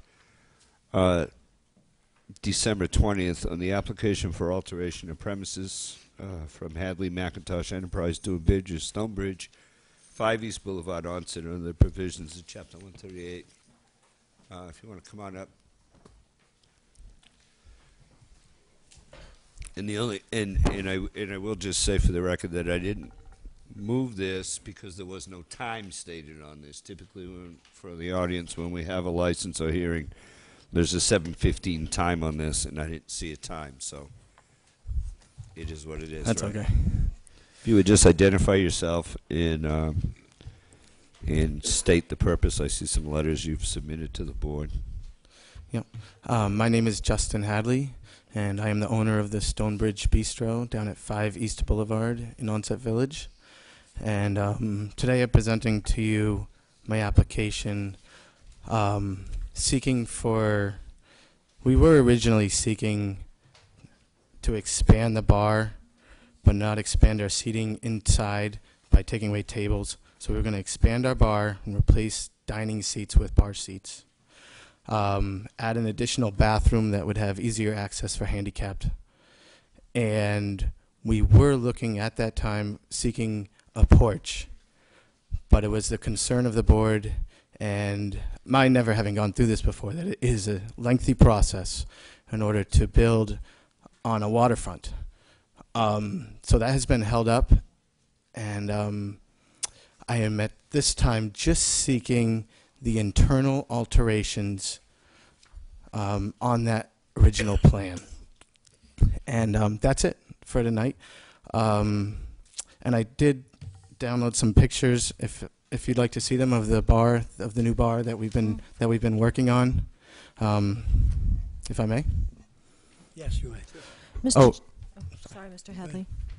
Continue. And also in one of my letters to you, Selectmen, was trying to make some minor alterations to my hours, not changing my regular hours, but just putting in some legal jargon in order to protect myself and the town if a holiday falls on a day that I'm not regularly open. This recently became an issue, and I'd like to just not change my regular hours, but just add in some legal caveats to cover events that may come up, like 4th of July or Valentine's Day, that might fall on a day that we aren't typically open. Mr. Chair, just Mr. 2 points of clarification. One, it's not on the agenda to discuss Mr. Hadley's liquor license, but 2, I couldn't locate my December 20th minutes, and I thought that this board had continued, and I have a letter here from Mr. Hadley. I thought this board continued the hearing to March 6th, because I have the letter that he had sent to this board on February 6th refers to that, and that I had kind of marked into my calendar that it was going to be March 6th. But then I have a letter from our office dated February 8th that says that it was continued to tonight. But I thought that we had agreed on, when we last met on this, that it was going to be continued to March 6th. I think if that continuation was, it was in the beginning when he had the porch on the agenda. But now he doesn't have the porch. The porch is eliminated. So. But at the December, my point being, Mr. Cruz, that it's a public hearing, and that we started the public hearing on December 20th and notified the public that it was continued to March 6th, that they didn't really have, it just kind of showed up on the agenda. That's just my point. Okay, point taken. Any other questions to Mr. Hadley? Mr. Winslow? Mr. Chair, through you to Mr. Hadley. So, Mr. Hadley, how does this impact the increase in the number of seats that you had originally put in? When you had the outdoor piece of this, we were talking about putting people outside. Yes. So, does this interior renovation actually increase your seating capacity? And by how many? Yes. This present, without the porch addition, I'm actually bringing my internal capacity down to 75 from 77 because the bathroom would take up, it's 15 square feet per customer, and we just docked off 2 to call it safe. And we brought it from 77 down to 75. So this is actually a decrease in your current seating capacity. Correct. Mr. Chair, sorry, go ahead. Mr. Snyder? Mr. Chairman, Mr. Hadley, this is actually for Mr. Cruz. Mr. Cruz, procedurally, my recollection was that the hearing was supposed to be rescheduled to March 6th as well. So my question is, if it's the continuation of a public hearing and it's on the agenda now, how were people to know who may have wanted to speak on this issue? How were they to know to be present this evening? Okay, now I don't know if they were notified or not, but they were, and like you said, it was continued. But when it was continued, it was because of the increase of his doing the porch. If you change a footprint of any establishment, you have to go. You have to go to the board, the ABC, that's the Alcohol Beverage Commission. But since this is just the interior renovation that he's doing now, as far as I'm concerned, I don't think he needs. But it started as a public hearing, and the public hearing was continued and has not been closed. Well, if we okay this, then it will be closed. Yeah, it is my recollection it was continued to March 6th. And I was surprised to see it come earlier.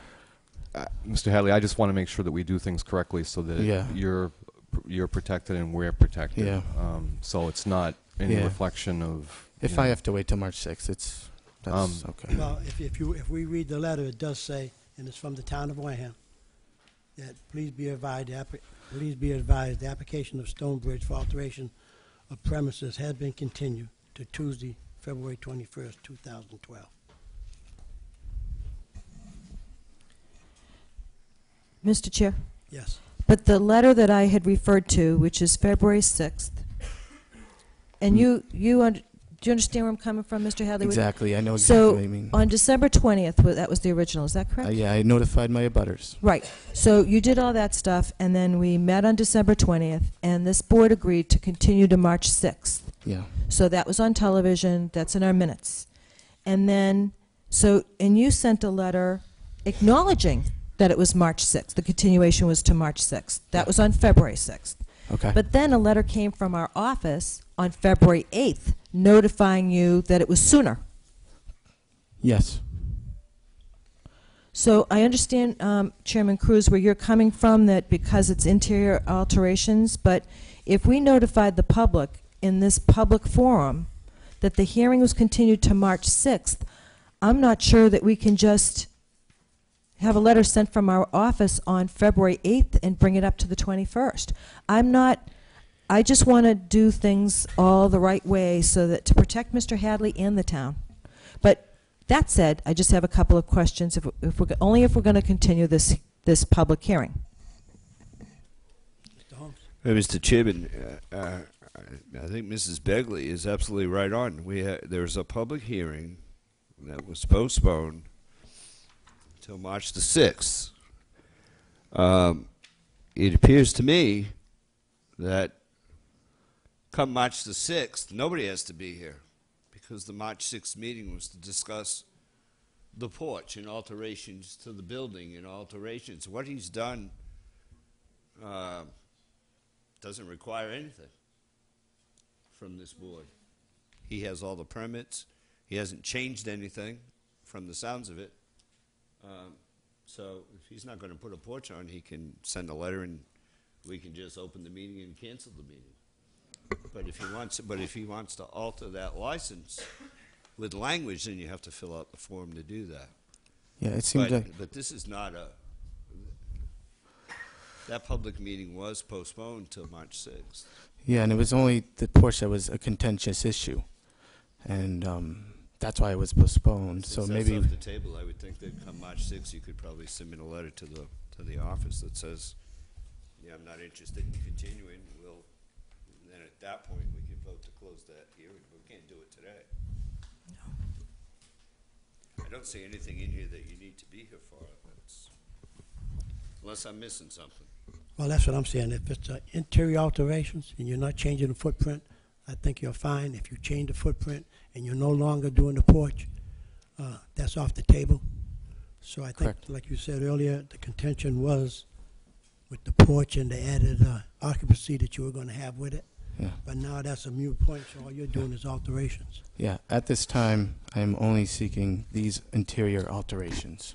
And Right, that's what it. we can do is hold it, get a clarification from Mr. Bowen, and if he doesn't have to come back, then you're good to go. I just have a question. I understand that you're not changing the footprint, and I don't want to continue this public hearing. This is just a question. If Yep. you want to answer, it's certainly up to you. When your current capacity is what, Mr. Hadley? 77. So that's the current. You can have, so with your diners at tables and at the bar at 77. Yeah, that's allowing 15 square feet per customer in my. Okay, so that's what establishment. you've had ongoing. Correct. Okay, just. Yeah. And this would be whoever's signing off, and I'm sure that they're going to dot the I's and cross the T's, and I know that you're going to have a handicap accessible restroom, which is great. But do you have handicap parking? We do not have it labeled right now, and this was brought up to me, and I will most definitely label or designate a spot for handicap parking. Thanks. Yep. Okay, if there are any other questions, I think, thank you for coming in. Just make sure you got your permits, Yeah. and Mr. Andrews will get up with Mr. Bowen just to... Yeah. Is there any way we check. could go over the hours just really quickly? We'll have to call a separate meeting for that. Huh? It's a different item. Yeah. Well, Yeah. so we'll have Okay. to post it. Okay. All right. Thank you very much. Right. Thank you. The town administrator's report. Is this a public hearing? You opened the meeting, you had the discussion. Is this a It's not a public No, it hearing. isn't.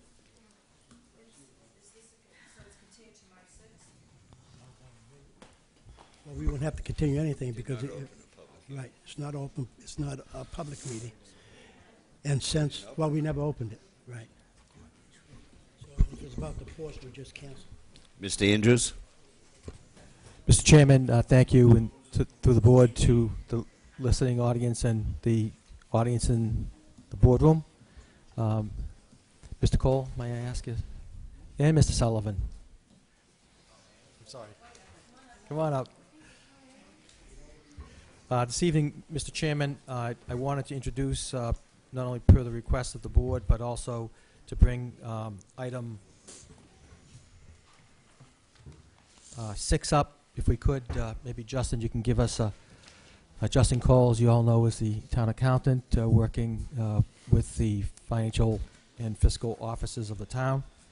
And maybe, Justin, you can give us an update as to where things stand. Perhaps get some definitions and some basic understanding of where things are right at this particular time. And then I'd like to also go over some of the notes that I took from our meeting with the Department of Revenue on February 10th. Mr. Cole? Great, thank you. I'd just like to thank the board for inviting me tonight to give a You have quick to really recap. speak right into that. Please introduce yourself. And My name is Justin Cole. I work for Bay State Municipal Accounting Group, serving as the interim town accountant for the town. I want to thank the board for allowing me to give a quick recap tonight on the progress of the town accountant's office. Just quickly, I want to recap where we've been. The tax rate was set as of December 28th, and our actual tax bills went out before the December 31st deadline. The free cash was submitted just after Christmas on December 26th, returned back approximately January 5th. Currently on the docket now, we're in the process of reviewing and auditing the posted transactional data for FY 2012. That's for the period of July through December and January. We've also started the process of refiling the 2010 Schedule A, which I know some board members received a letter, a generated form letter from the state on that. The 2010 Schedule A was originally submitted to the state as part of the year-end process in the fall of 2010. However, the state has since returned that to the town for additional review due to some material weaknesses they found within the data. We're in the process of bridging the gap between the data that was originally submitted and the corrected data that Powers and Sullivan issued as part of the 2010 draft financials that were presented mid-December of this year. That process is on schedule to conclude in approximately a week and a half, the first week of March or so. At that time, we will begin the process of submitting the 2011 data, which was originally due October 31st. At this time, we believe that all of the data will be in by the state's deadline, which is March 23rd, 2012. Going forward, the cash reconciliation with the Treasurer's Office, which was a large item that Powers and Sullivan have brought up, has been completed through December 31st, 2011. We're in the process of posting the adjusting entries and having Powers and Sullivan review those items just to make sure that we've dotted our I's and crossed our T's for everything. That process of the adjusting entries should conclude in the next week or two, at which time we'll submit draft schedules to Craig Peacock of Powers and Sullivan to review for us. Receivables, tax receivables, water sewer receivables have been reconciled with the collector and the assessor through December 31st. All of those items tie, and there are no adjusting entries for those items, so those will be going off to Powers and Sullivan again in the next week or so. We've completed the first financial reports for 2012. I believe Mr. Sullivan has or will be distributing for the financial reports for the period ending January 31st. There are some items that are still in flux in those reports. However, we've narrowed it down to just a small handful of transactions that still need to be audited and reviewed with individual department heads. For the most part, the results are favorable. Our revenues as of the end of that period are up approximately 1% over our forecasted benchmark. There were some questions during the recap process about where licenses and permits and a few other fees would come in, but so far to date, everything is looking solid. The motor vehicle commitments came out in February, so it's a little early to tell where that receipt is, but all indications for the first few weeks that that's been out there, the collections look like they should be on par. Overall expenditures are actually trending slightly under where we expected.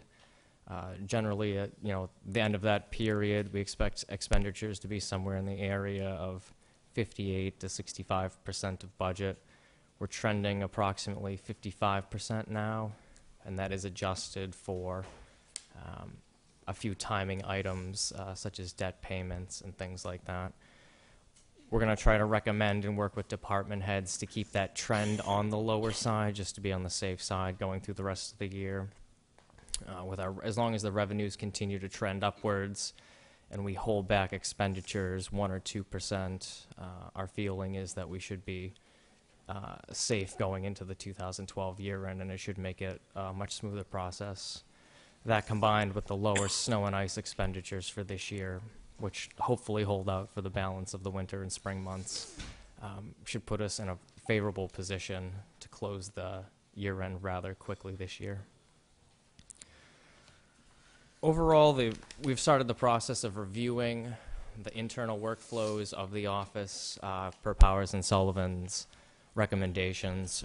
We've looked at reconciliation and workflow procedures from everything from accounts payable to payroll, cash receipts, receivables. We've started making some initial recommendations within a few of the departments just to get the ball rolling and get the dialogue started on more robust procedures. We're hoping by the time we get to the end of March to have some draft procedures to the administrator's office for review and recommendation for implementation starting the fourth quarter, April 1st. Right now, all the department heads have been very helpful in assisting us in the audit and reconciliation of the posted transactions. We're confident at this point that by the time we get to June 30th, the financial reporting and all of the past issues that Powers and Sullivan had identified should be rectified, barring any unforeseen circumstance at this point, most of which we've flushed out so far. We have a strong feeling that everything should probably end on time, on schedule, and that we should be able to begin the year-end reporting process this year over the summer rather than waiting till the later fall.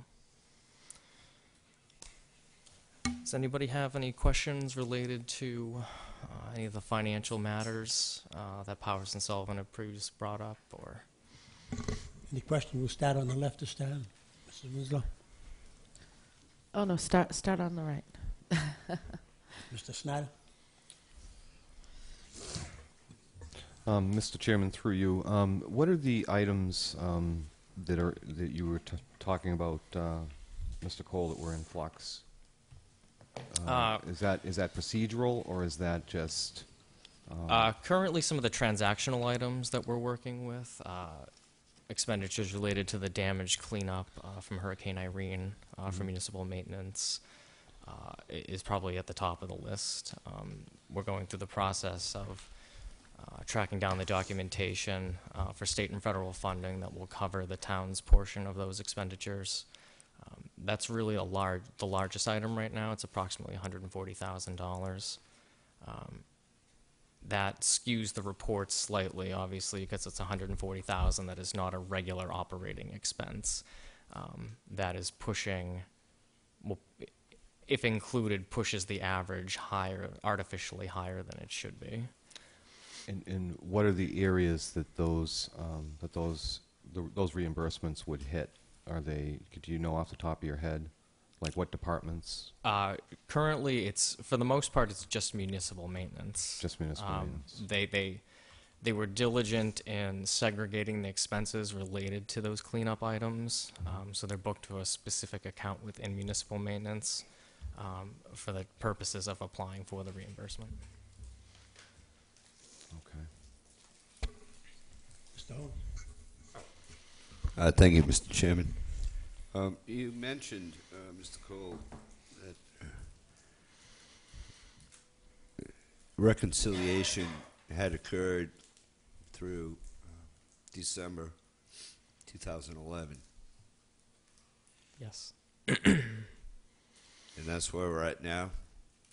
We are up to date through this past December on reconciliation. Correct. So fully reconciled through December 31st, and then we still have pending open reconciliations for January and mid-February. And when was that accomplished? Through December 31st, I'd have to check my notes, but I believe it was within approximately the second week in January. And I guess it's more that, these letters from the state, you're in the business, right? Yes. So you think they're form letters. I don't look at them that way because I'm not in your position, right? But there have been 2 letters in the past 2 weeks that we received. One was on this Schedule A, right, for 2010. Yes. 2011, threatening to withhold our quarterly payment for aid to cities and towns. Correct. Right. And Mr. Cruz has assured me that you're going to have that in their office by March 23rd is their deadline. That's not the date. Well, we had indicated that we believe that it should be in by March 17th. March 17th. Right. The state's deadline is March 23rd. You said that's a form letter. When you say form letter, the state's... Do you think that they're not...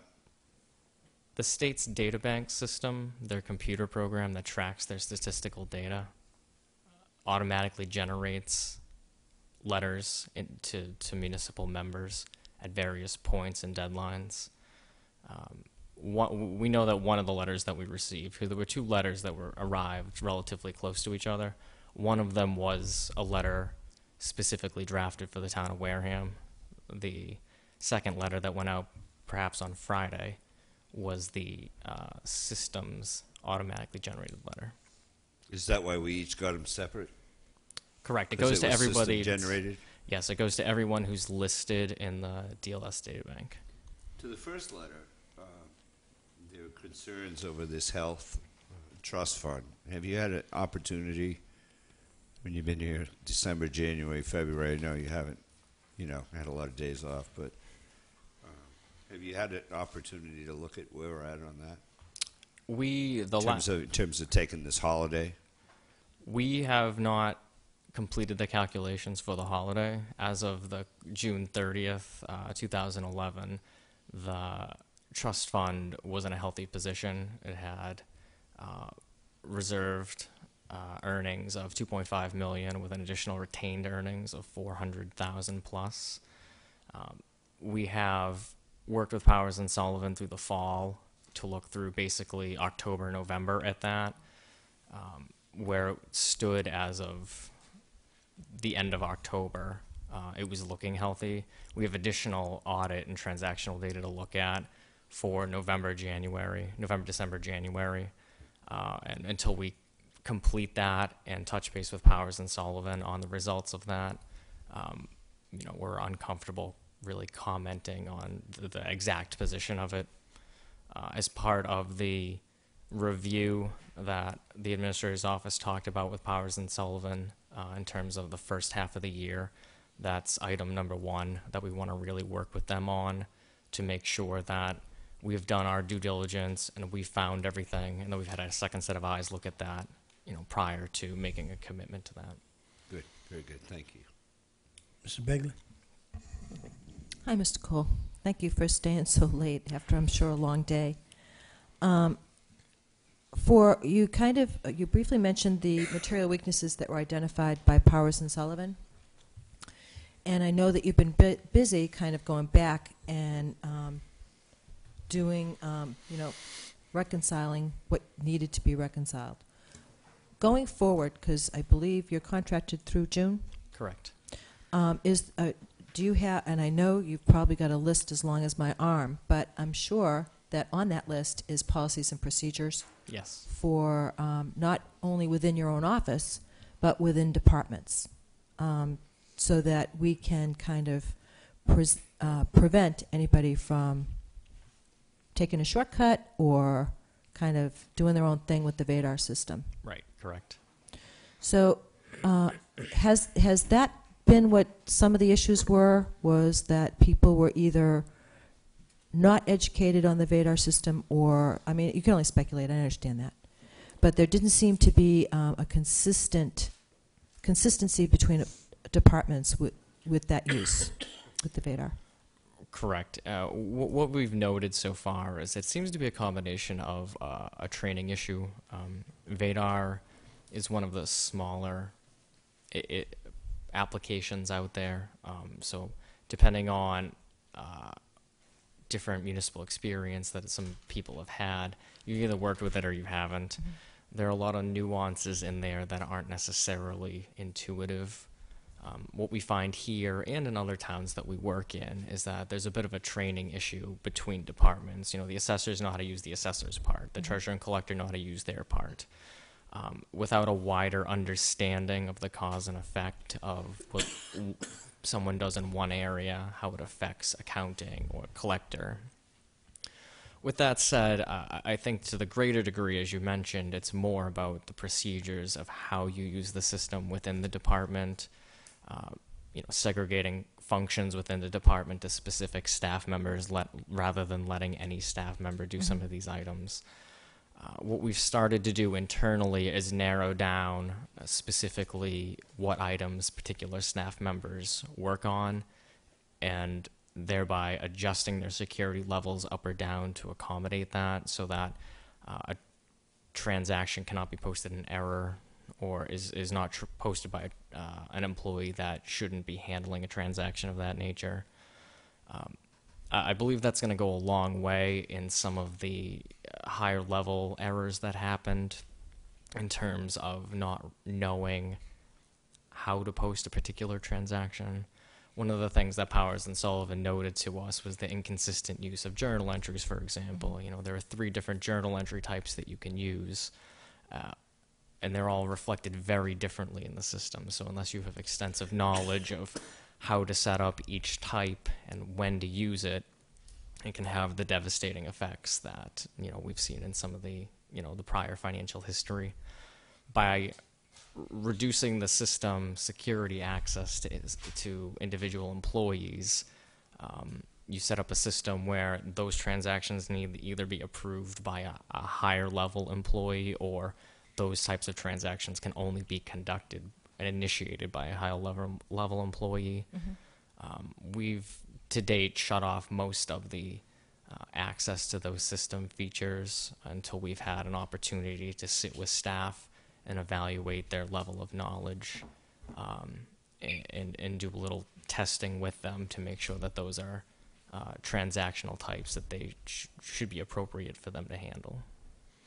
So to clarify, you've identified minimal number of people in each department, but they have to sign on. So any kind of entry, or any, I guess entry is the right word, that person would be identified as to who made that entry, and others could access, but kind of a read-only. Correct. Yeah, there's an audit trail that's generated when an individual employee posts a transaction, which is easy enough for us to follow. The problem really boils down into the accounting office, where the system unfortunately only records the last user to touch an entry. So what we found in reviewing the older financial history is we can only see the person who hit the post button, and in many cases that person wasn't necessarily the person who originated or set up the transaction, and in many cases we're unsure who had the original documentation that initiated the journal entry, because again, we can only see who actually posted it. That was going to be my next question, is that the way it's set up now, for someone to make a journal entry, they would have to have supporting documentation at the same time, or would it have to be the same person signing on that began the process would have to post the supporting documentation? The way we have it set up now is that we do allow the assistant town accountant to set up entries. She can only bring it to the pending status, so all of the documentation that she can print out and that she is required to sign all indicates on it that it is pending. Final posted documentation can only be generated by myself or my associates at this point.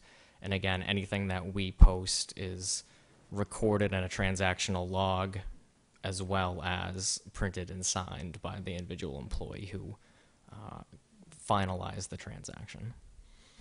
So this is kind of a temporary measure until you have policies and procedures. I mean, it's temporary with you, but you're going to have some kind of policies and procedures within your department and within other departments to kind of keep this going on the same track. Correct. We're going to recommend up front just a general policies and procedures that are a best practice, that are accepted in the municipal accounting community. Every town has specific nuances in which those things may need to be updated or tweaked a little bit, but the general best practices state that you have a chain of custody on these things, and that no one employee is responsible for the transactional cycle from the beginning to end. It's in order to prevent fraud, mistakes. I mean, it's just a second set of eyes are on these things. And even between departments, between the assessor and the collector, it's committed by the assessor, the collector receives documentation, reviews it, and then actually posts a commitment or posts an abatement, and it's the same thing coming up to accounting. Anything that's originated by the collector or the treasurer is reviewed by accounting before it's finally posted. So we're trying to set up a culture of it's all right for someone in another department to review the transaction before it's posted, and to really build a culture of, two set of eyes are better than one on a lot of these items. Everyone gets busy, and it's obviously easier to just set it up and post it yourself, but the best practice really states that somebody needs to initiate the transaction, somebody needs to finalize the transaction. Thank you very much. Mr. Andrews? Justin, maybe we could go into, just to follow up, the board has a set of notes that I compiled from our meeting on February 10th, and This was a meeting that the Department of Revenue, Jerry Perry, who's the Director of Accounts, and their field representative, Jared Curtis, who has been out a number of times, asked for. They wanted to have certain fiscal staff in the room, and we talked really through a number of main talking points. I put 6 major talking points together. They really pointed out something. I brought a copy because it sits on my desk, but the Department of Revenue report that was asked for by the town, the management study going back to June of 2010.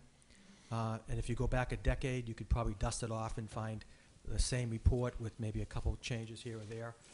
Stressing that we really need a higher, stressing the importance, if you will, with regards to the importance of stability at the Board of Selectmen and town administrators level and senior administrators level in terms of other department heads that make up the leadership team.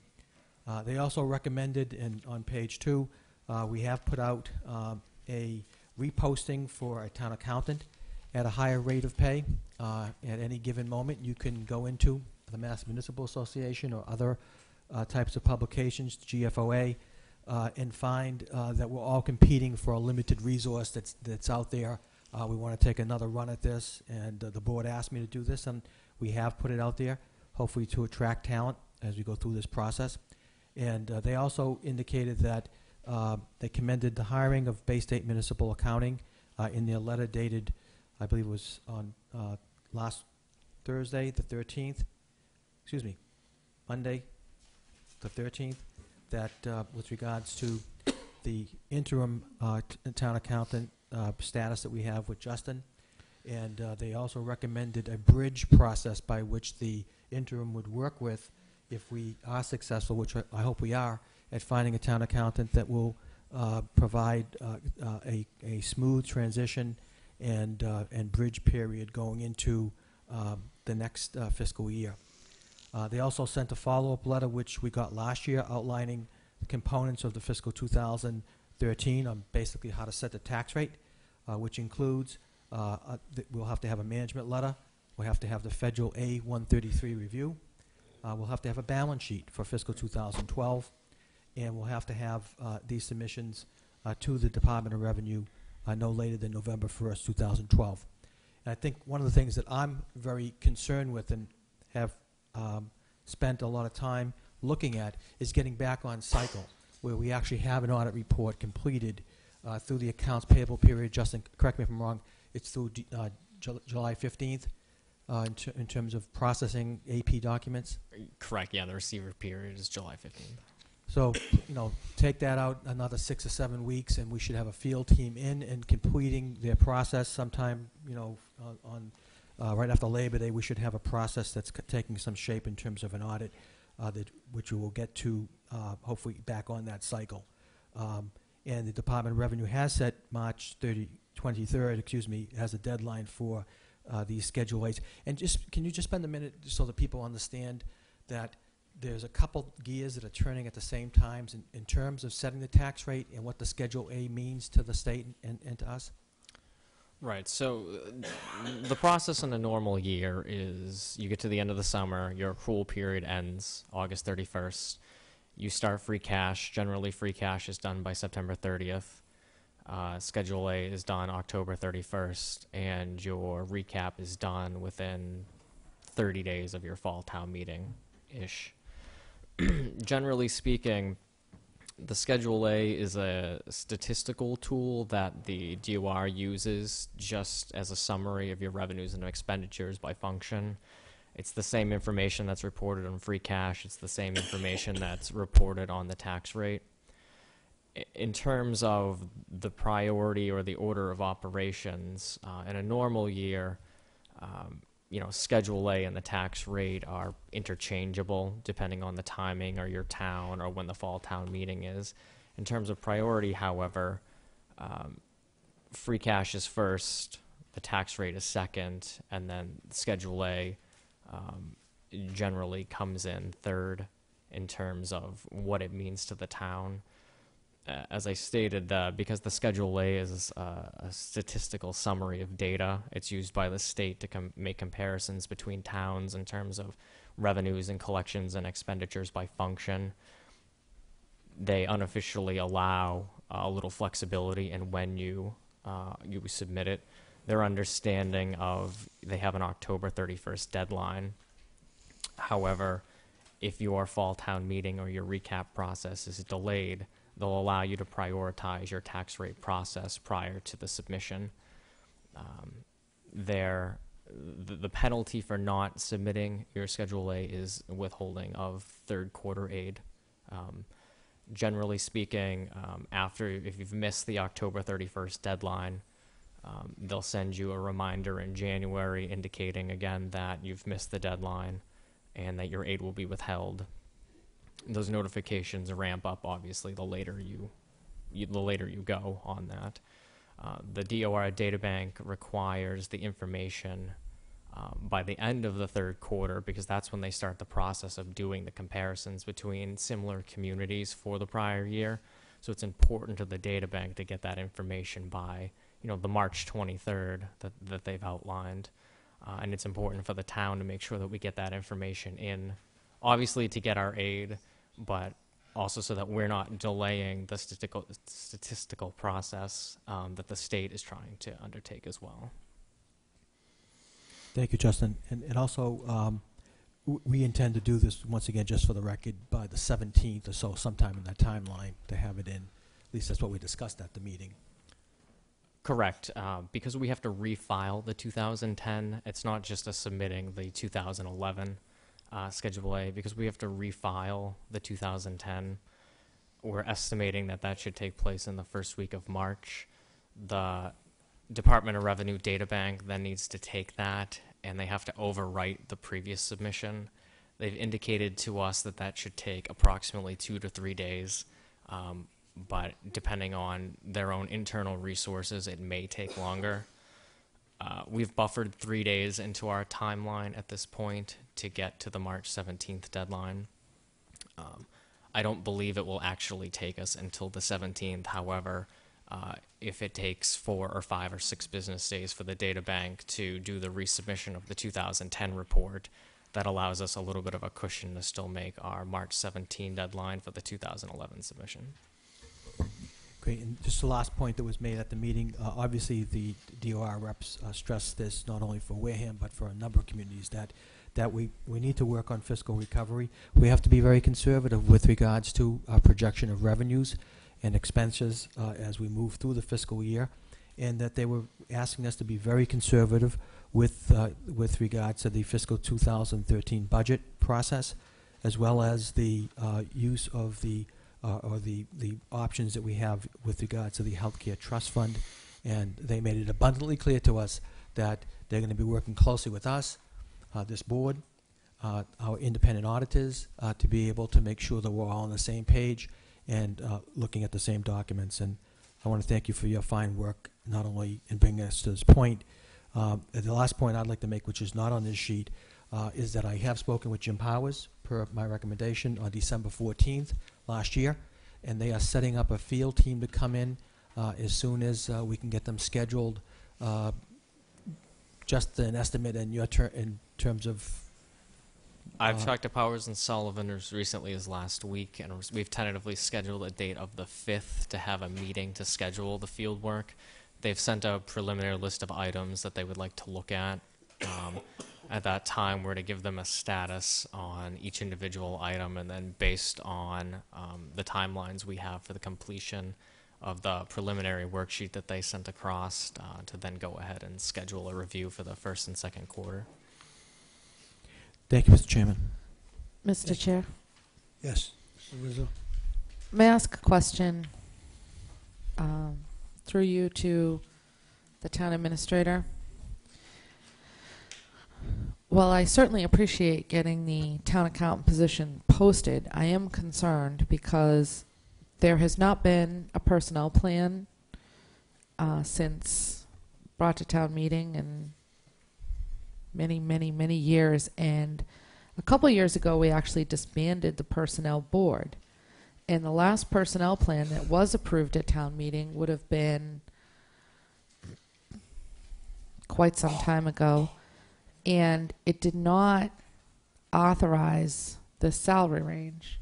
So I'm wondering if we can, and now I understand that this position is supposed to be included in the management bargaining unit, potentially? That's not my understanding. Okay, so this is one of the 3 positions that remains outside of it? That's my understanding. So we need to figure out how we're gonna address that. Was something that town meeting didn't address, in terms of there is no personnel board any longer.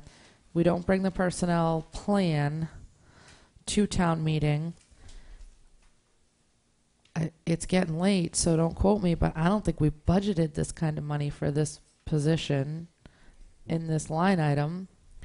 So how are we going to pay for this? Mr. Chairman, if I could, there's actually 3 questions in one.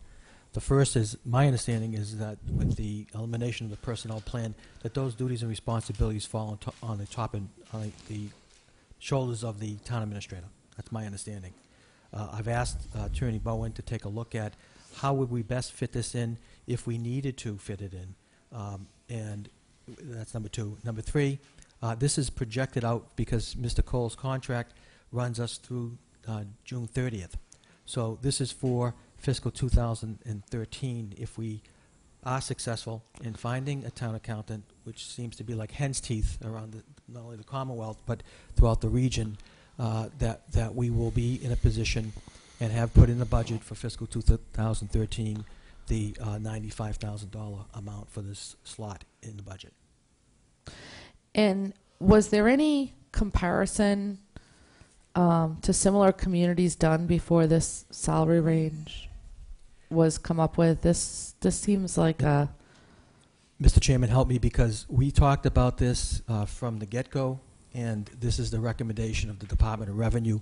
They cited a number of communities that have been looking, gone posted after posted item that has gone up. The town of Belmont. I know Dartmouth is looking for a town accountant. I know that I believe the town of Athol is looking for Northborough. There are a number of communities out there looking for a qualified accountant that would come. And let me just say this to you. We did this process 2 times last year.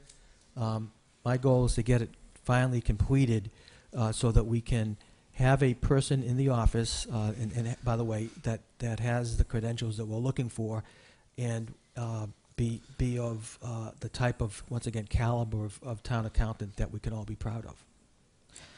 Well, I don't disagree with those sentiments. However, I'm concerned that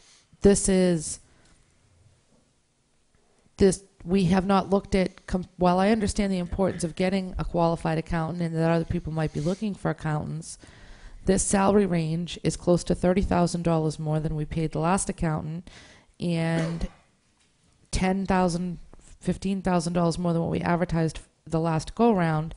And I'm not necessarily convinced that throwing more money out there necessarily is going to attract a better candidate. And I would be more comfortable, the DOR is located in Boston, and those jobs tend to pay better than the ones around here. I would be more comfortable, before we go to town meeting and tell them that we're trying to be conservative, but we want to, bring this salary line item in, knowing what surrounding communities like Middleborough and Bourne are paying their town accountant, because they have one, right? Mr. Chair, I was on the search committee. Begley. Could I just address Selectman Winslow's concerns? I was on the search committee, and we did 2 go-rounds. The search committee recommended after the first time, and we recommended after the second time, strongly that we increase the amount of money. The committee looked at it. The search committee looked around at what other accountants were making. We looked at what job postings, and we had a member of the finance committee. I was there. The financial officer for the school department and the town treasurer collector. Both times, we strongly recommended increasing the salary. But what was that? I'm not getting an answer to my question. What are we basing this number on? We're not asking for any additional, if we were going to hire a CPA, then I would say, great, $95,000. But when we haven't really increased the level of qualification, the only thing we've done is tack more money on it. So I'm not, just in my experience, through you, Mr. Chair, to Mrs. Begley, and I spent many years watching these positions be filled in the public sector, I'm not so sure that putting more money on it necessarily is going to give us a successful candidate. And I want to be sure that, you know, a town that's paying a town accountant $95,000 a year is paying that person because they might be a CPA, or because perhaps they meet some other qualification. I mean, this salary is a master's level, you know, CPA salary, and that's not a qualification. We're only requiring a bachelor's degree with a master's preferred. So I'm concerned about where we've posted this salary and what we've listed for minimum qualifications, and I want that out there, because I understand what you're saying. You have to read the whole sentence. What was that? I'm sorry. No, go ahead, please. I understand what you're saying, but at the same time, I agree with you that we probably do need to pay this position higher, but at the same time, we have to demand a higher level of qualification, because otherwise we're just going to get people who've been, you know, have the minimum qualifications looking for a $90,000 to $95,000 a year job. That's I'm my going to point. step in right here. I was at that meeting on the 10th, and it was strongly recommended by the DOR. Now, because we have the 90 to 95,000, he recommended 92 and above. Okay, we went from 90 to 95.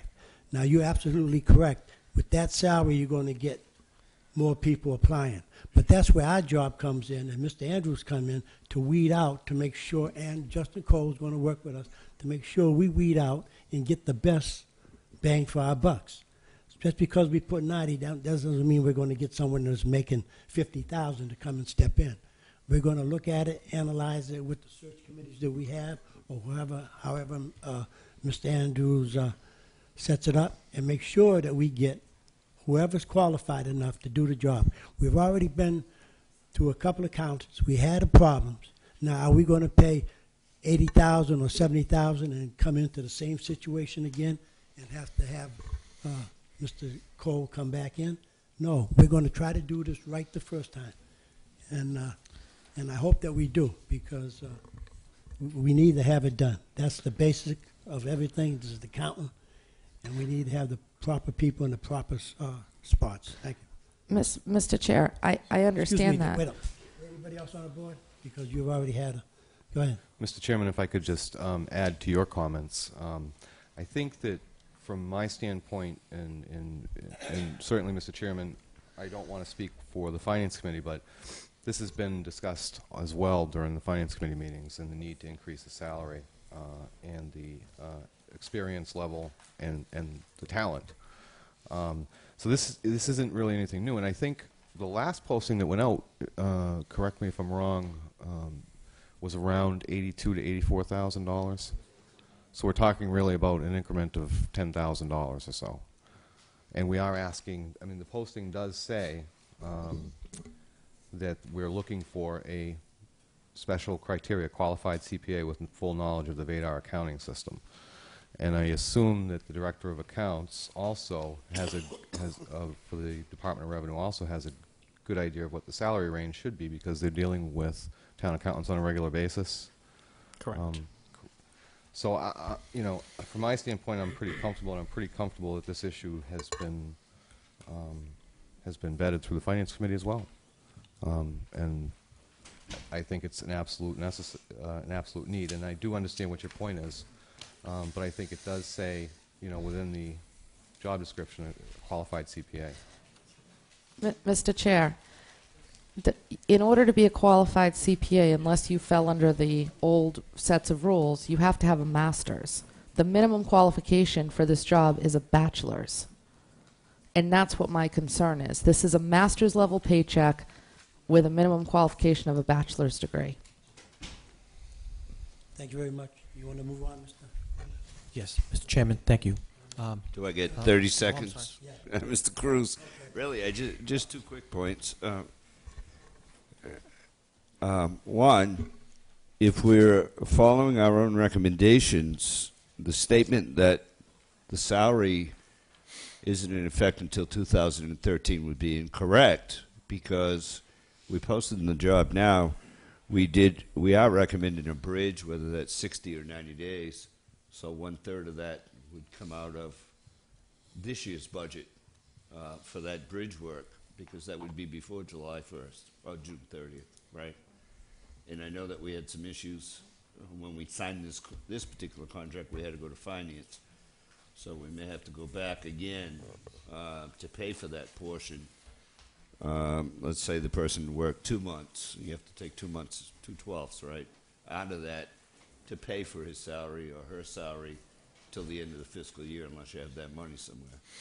And the second point is, or you're going to have them start on, have the person start on July 1st and extend Mr. Cole's contract, so you have a choice there. The second point is, in my conversations with the previous accountant, I understood that when that person was hired, they had a work contract.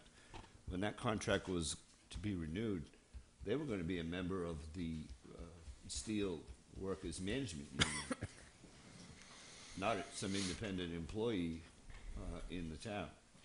Mr. Chairman. So I mean, I don't know, but I would think that a department head would be, in that union.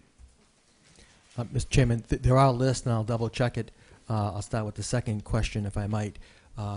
This is a position, and once again, just to point out, on the special criteria, certainly when you point to a CPA status, you are talking master's level work. You're not talking, this is a position that is a higher level educational, meets a higher level educational attainment, number one.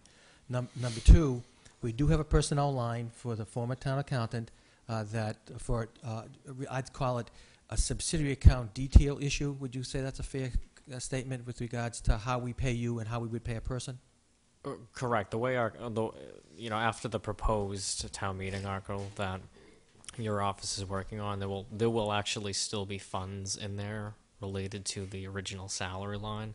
So there would be a little bit of flexibility in the currently approved town meeting salary line for the town accountant. Right. So if it's 1/12, then we start the person at the 1/12 level, and at this particular juncture, given that we've been out 2 times, given that the Department of Revenue, their own field representative and the Director of Accounts, who has been at the DOR for over 30 years, has said to the town that we really need to make this this adjustment, and we can work on the subsidiary account details at a later time.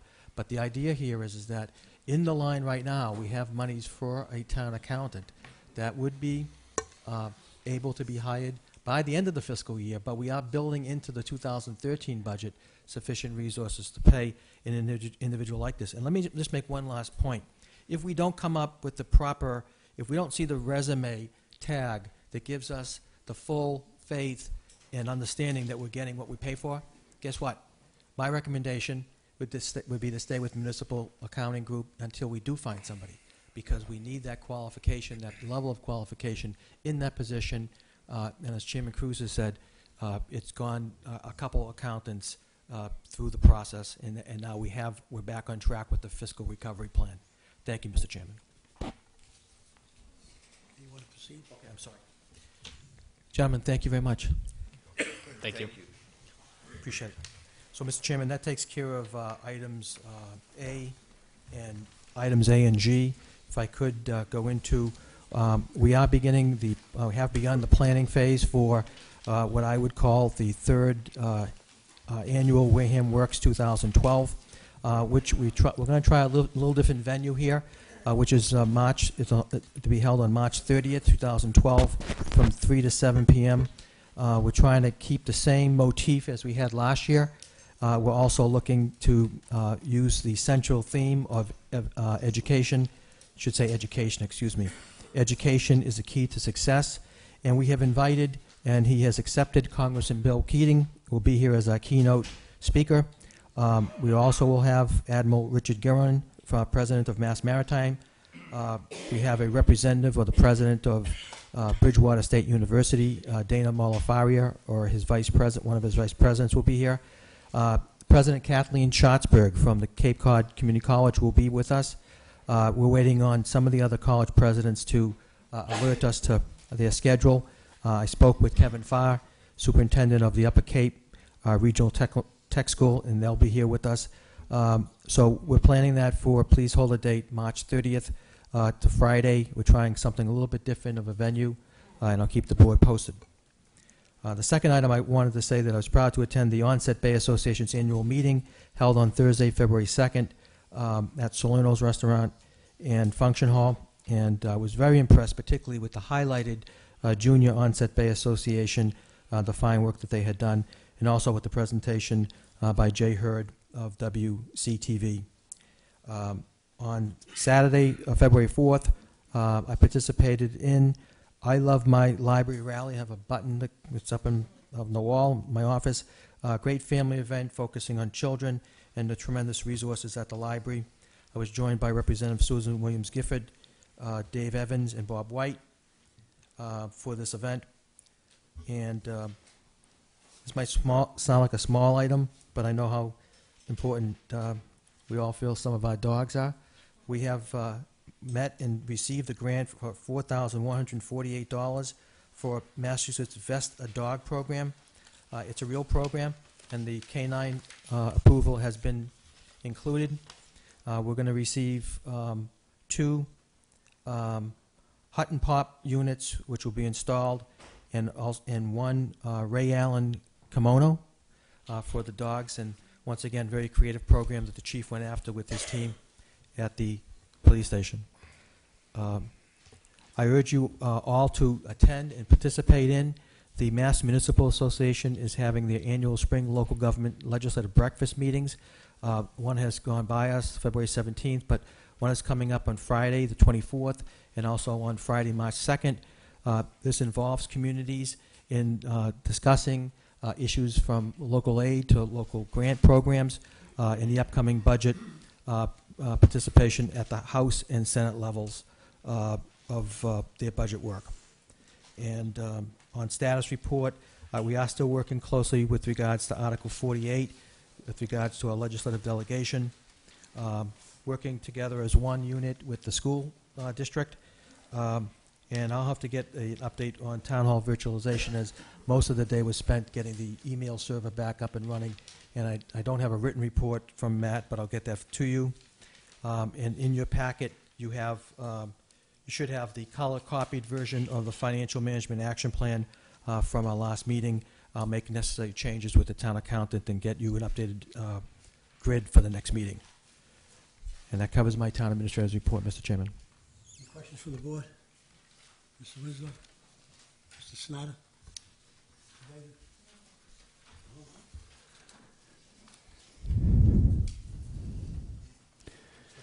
Next, we have a meeting with the Board of Health.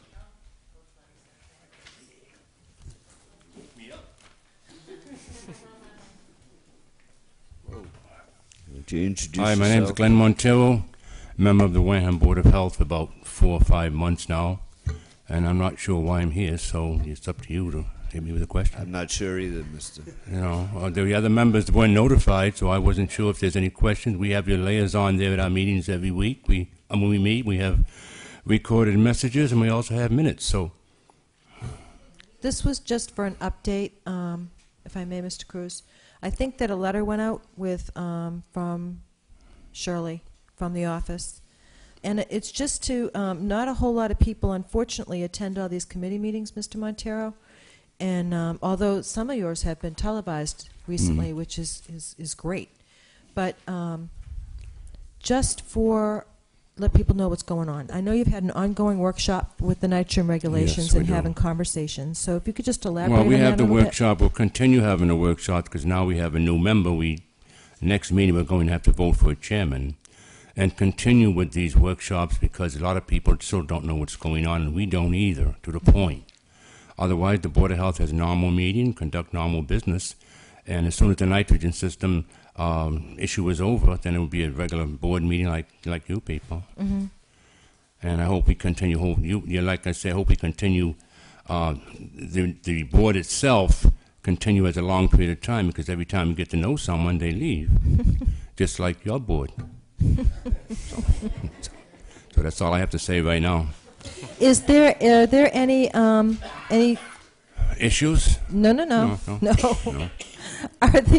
Is there any plans on having any kind of continuation of the public hearing for the nitrogen regs? Anything? Yes, in we the have works? to. We have to. As soon as we get it all out of place, we're going to have to approach the school department and make and have the auditorium for the school to have that meeting. You can see what happened the first time in the town hall. It might be just before town meeting. We're not sure. We're going to have to meet on it the next week and find out when we're going to have it. Maybe during school vacation of some kind, when the auditorium is not used at all. Mm-hmm. So that's it. Okay. I just wanted to clarify something, because I was at the last Board of Health meeting, and I didn't see it until just before this meeting. It went to Mr. Holmes, but I think it was dated the 21st, so 11:45 a.m. There's a letter here that said, and I'm glad, I can't tell you how happy I am that you have a physician on the Board of Health, but it says the Wareham Board of Health discussed the appointment and are in favor of the appointment. But I don't recall seeing a vote. No, we didn't vote on anything. Okay. Just to clarify. No, we didn't vote on anything. You voted just now for the new appointee. Right, but your board, your current Board of Health didn't vote. No, we didn't vote, no. Okay. Thank you. Okay. Yeah, perfect. Thanks for... Mr. Snyder? Just a quick question, Mr. Montero. I know that there has been a lot of turnover in the Board of Health in the past few months. Do you think that part of that is or could have to do with the hours that the Board of Health meets? No, I think the hours were probably done for Dr. Gleason at the time. And I've only been on it for a while. I know we used to meet at 7 o'clock too, right down the hall years ago when I was part of the health inspection. But 4 o'clock is convenient for a lot of people, especially senior citizens who might want to come and sit on at some of our meetings. Mm-hmm. To that point, I'd rather have it at 4 o'clock. Okay. I was just curious if that might have been impacting, might have been one of the reasons why there has been And turnover. Mrs. Bagley can go home early. Oh, no. Just one more, when Mrs. Winslow's done. Just one more question. Because I remember when Dr. Weingart said that it may have been a problem for her to meet at 4, and then she said that there was some discussion that it could be pushed back to 5. Well, that's up to us to vote on that, but you got to realize that Lisa Irish came all the way from Boston to meet a 4 o'clock meeting. Frank DeFelice came all the way from Kingston, and the doctor here is local, so there's no reason why she shouldn't be able to attend it. She's not like she punches the clock. She's seeing patients. She's seeing patients. She Right. can just excuse her patient at 3:30 and come to the meeting. Simple as that. I hope that's the case. Let's I see what certainly happens. hope She's that's only the got case. 3 or 4 months to continue, and then if she can't continue it, then she probably would have to leave and get another. Again, we got another meeting coming with another person. Mm-hmm. So let's see what happens when she shows up next week. Now, what changed the meetings from 7 to 4? Do you know? I don't know. I wasn't at the time. I wasn't on the board. Before so I my don't time. know. Thank you. Okay. Any other questions? Nope. Meeting time is set up by the boards. Mm-hmm. It's up to you. It's up to us, right? Thank you. Thank you. Good evening. Thank you very much. Next up, we have the some members of the Conservation Commission here.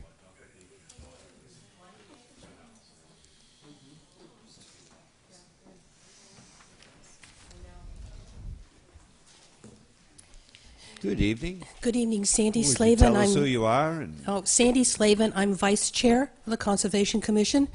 This invitation was not on our last agenda, so we as a committee did not vote on someone to come before you, and I'm just notifying you I would prefer an invitation again when we have a chance to talk about it. We will pass that along to the office and make sure that I'm sorry, Mr. Chairman, through you, I'll pass that along and make sure that our invitations go out timely. We do meet on the first and third Wednesday, so it would be helpful if it was at least a week before one of our meetings. And we have that information. Oh, thank you. Next is the Marine Resource Committee.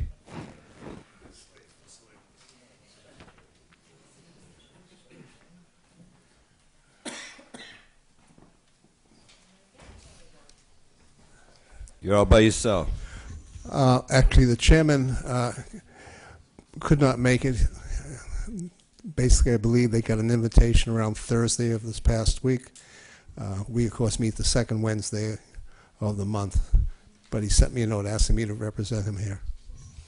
So we'll take care of it. We had another member here wasn't feeling well, so he went home a little while ago. The committee's been working for the last year and a half on a harbor management plan.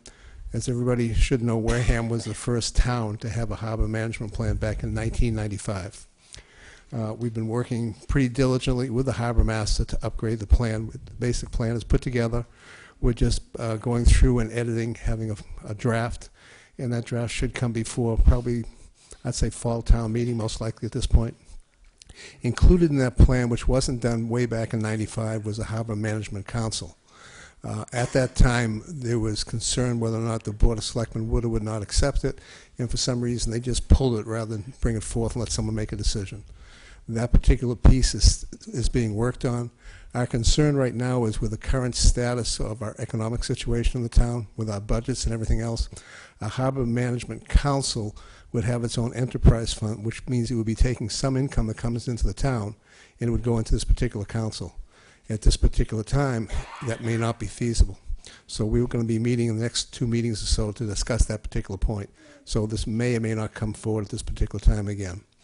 We've also been requested by the harbor master to do a inland waterway management plan, which I don't think any town that has a marine coastal plan also has an inland waterway plan.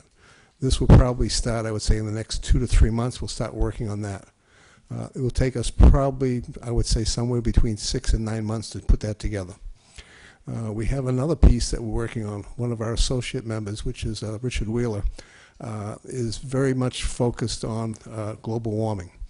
And there have been studies with different universities about the effects of global warming on coastal communities, how it will affect the actual land mass, everything else, how things may or may not change. So Mr. Wheeler is going to head a basic, not a study, but an actual work paper to come back to the town of what it could look like if we have global warming and how it will affect the actual harbor, waters, etc. And that hopefully will be done over the next year. And that's about what we're doing.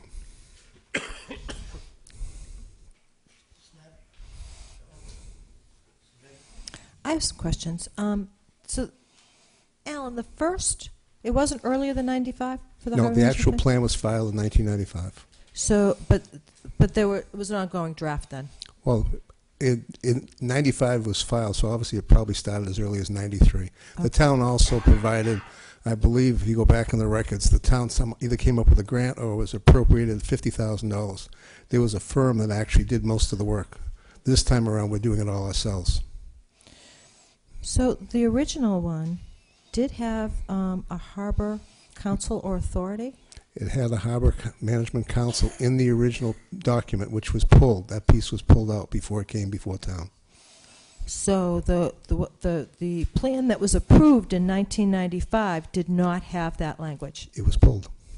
Right. So that wasn't in the language. So where did because I remember some time ago looking at the Marine Resources Mission on the website, and then it changed to talk about a harbor authority. So did your committee vote to It never pursue changed. that? No, it was always the same? It was always there. The problem was at the time, back in 95, the particular Board of Selectmen at that time were not very favorable about doing much on that particular issue.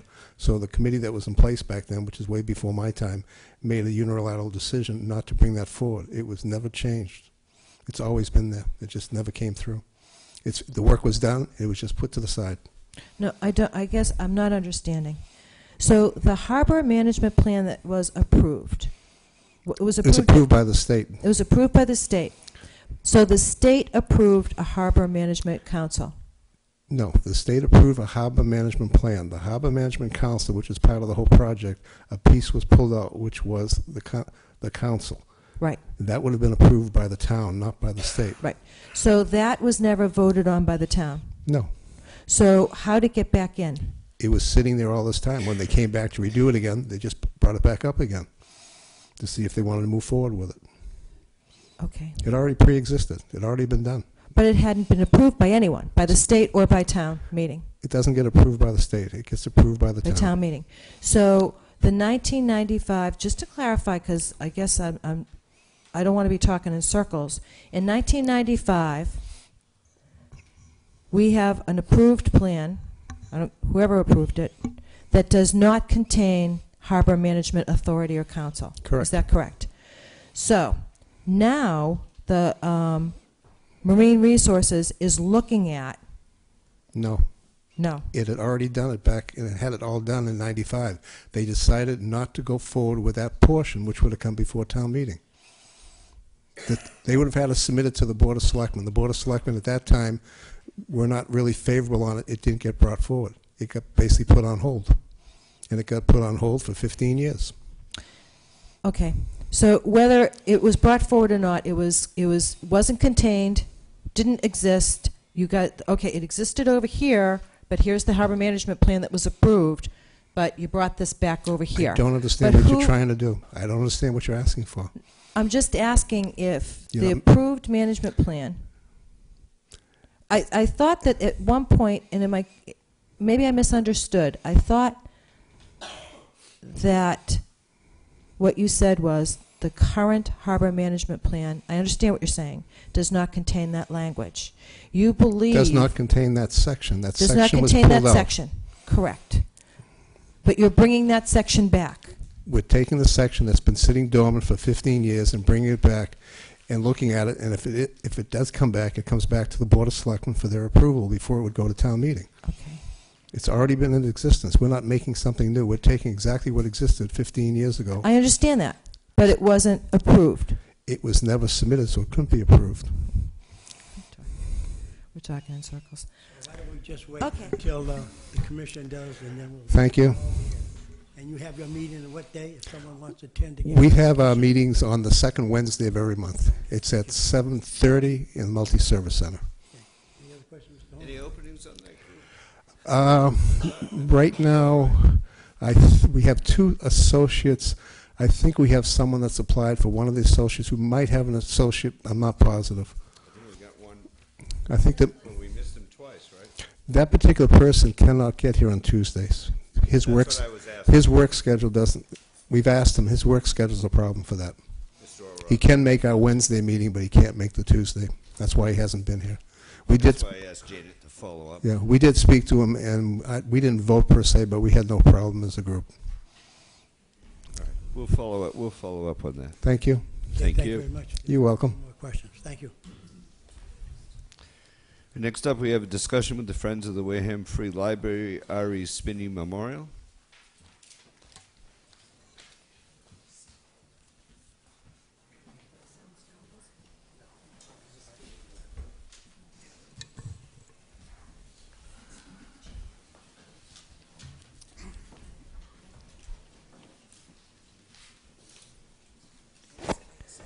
Good evening.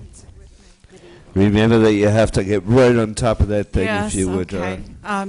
introduce yourselves. And Yes, I was going to do that first. We're all members of the Friends Board. This is Winna Dean, Sandy Bessie, I'm Priscilla Porter. Sitting behind me is Carrie Mello and Deb McGonigal. Oh, I forgot, and Diane Lazarus, I'm sorry. I don't want to leave anybody out. And we've all been members of the building committee for Spinney, and we are also what we're calling the operations committee. We're running Spinney at the moment. I thought I would give a little history about Spinney, how the Friends came to get the building. Back in 2002, the Spinney Memorial Inc. group, the trustees, approached the Friends. They could no longer afford to maintain the building. Their funding originally came from the Harvest Moon Festivals, Box 5, and when those events stopped, their main source of income was gone with that. They were going to sell the building, but before they put it on the market, they approached the Friends, asked if they would be interested in taking the building and making it into a library, which is something the Onset community has been looking for many years.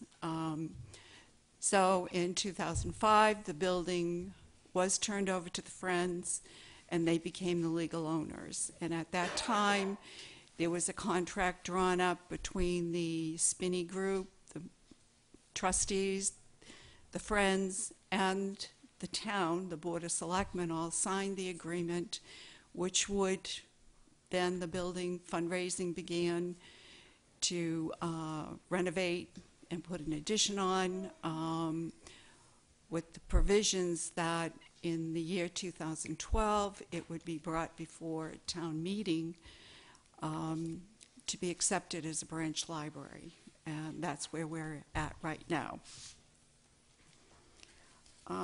Part of our plans, I know there have been a number of questions from people. The fundraising for Spinney kicked off in the year 2005. Between that period of time and February of this year, we did a little bit of an accounting. And while we were fundraising and building Spinney, the Friends did give the main library $213,000 in aid for books, materials. We gave $20,000 to the town for salaries. So we have not neglected the main library, which seems to be an issue that keeps coming up. I was a trustee back in 1988. I was there for the groundbreaking of the library. It is my favorite place in the world. Second favorite is Spinney. I'm a library person.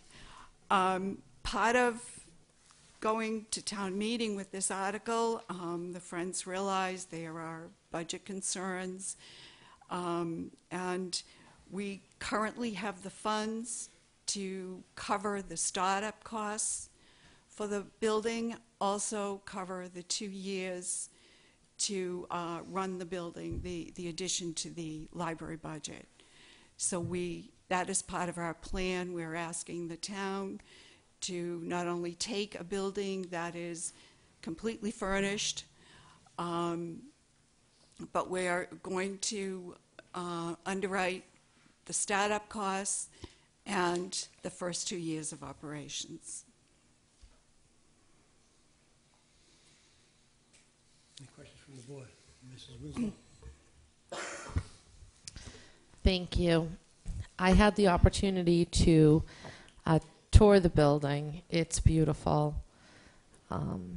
And while I have not been there on a Monday, I've been meaning to, but I think that what the Spinney's doing for the area is wonderful with the Head Start program, the Girl Scouts.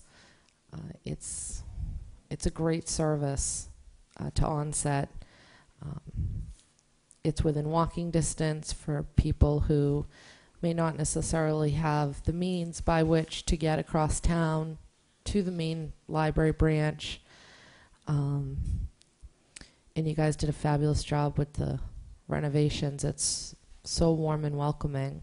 And thank you, Mrs. Porter, for taking your time to give me that tour.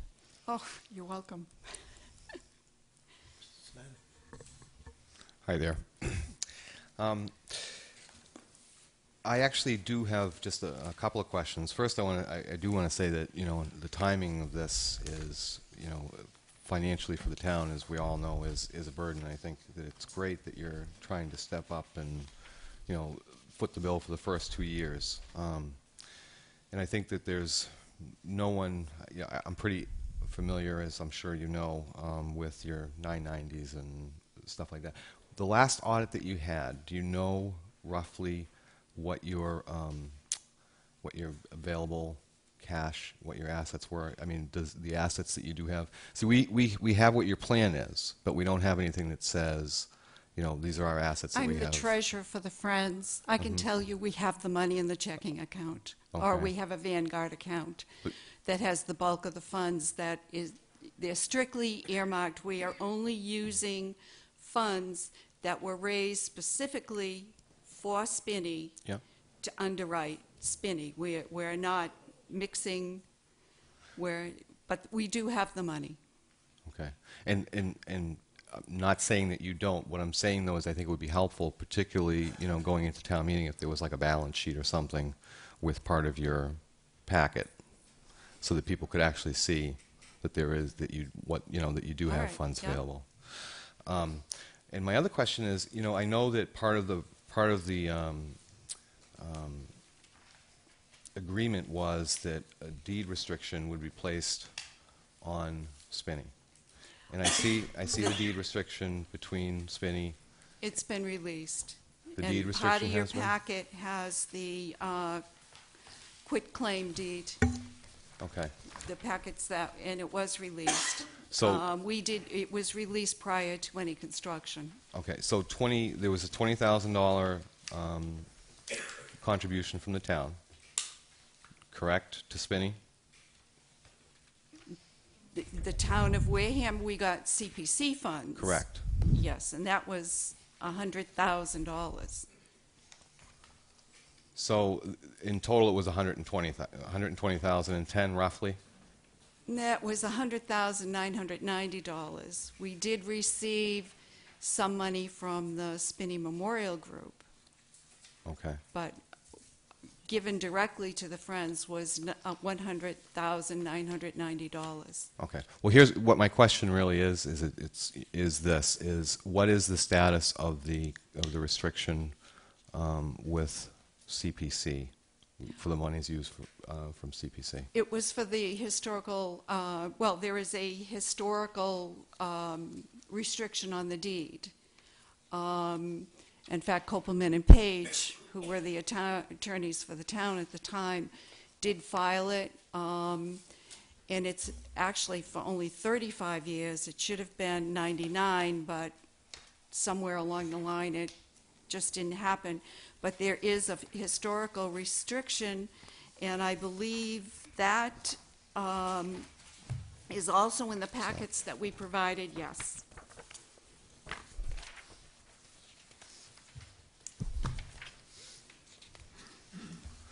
Yeah, and this is part of my confusion, because when I read this restriction, Yes. it's for $20,000, and that's why I'm confused. And I will have to check that out. Clarify it. I know what we received. I'm not quite sure what the $20,000 is. Okay. But I will check it out, and I will certainly let you know what I find out. So the deed restriction was for architectural, historic, and cultural? Yes. Thank you. I'm just going to call, do I hear a motion? Second. Second by? Okay. Motion made by Steve, second by? If you could just clarify that for me. Yes, I will. Wait up, hold on. All in favor? Aye. All opposed? Okay, 5-0-0.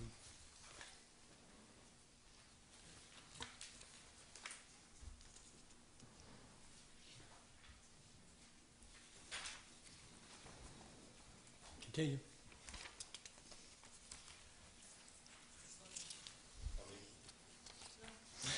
Any other questions? Yeah. No, I think if you could just clarify that, it would be Yes, and I will. very I helpful. will get it, and I will get it to you. Mr. Holmes? Thank you, through you, Mr. Chairman. Thank you very much for coming in. You know, I too have been to Spinney. You know, I live in Onset. I have a lot of friends that are hopefully looking forward to that library happening. But, you know, the bottom line is, it is what it is. We're in 2012. Mr. Schneider talks about budget issues. You hear the budget issues all the time.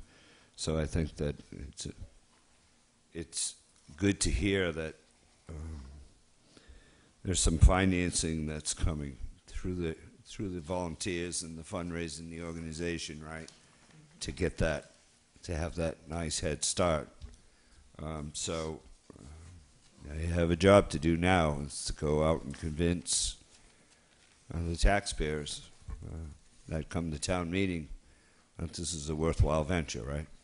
Yes, So, and it is, I know one of the things I probably should have mentioned, there are a number of items, but we do have 3 Head Start classes that come alternating Mondays for story time. Winna and Sandra Wheeler do that. We also have a play group from the Early Education Center at the East Wareham School that meets there one Monday a month. There are a lot of pluses. We're running it, but we're volunteers. We're not professionals. We're doing the best we can. But, the people that use it should have full access to the sales system. It would also give the town a municipal building in the Onset community, which it doesn't have now. Other town functions can go there, groups can meet there, Girl Scouts.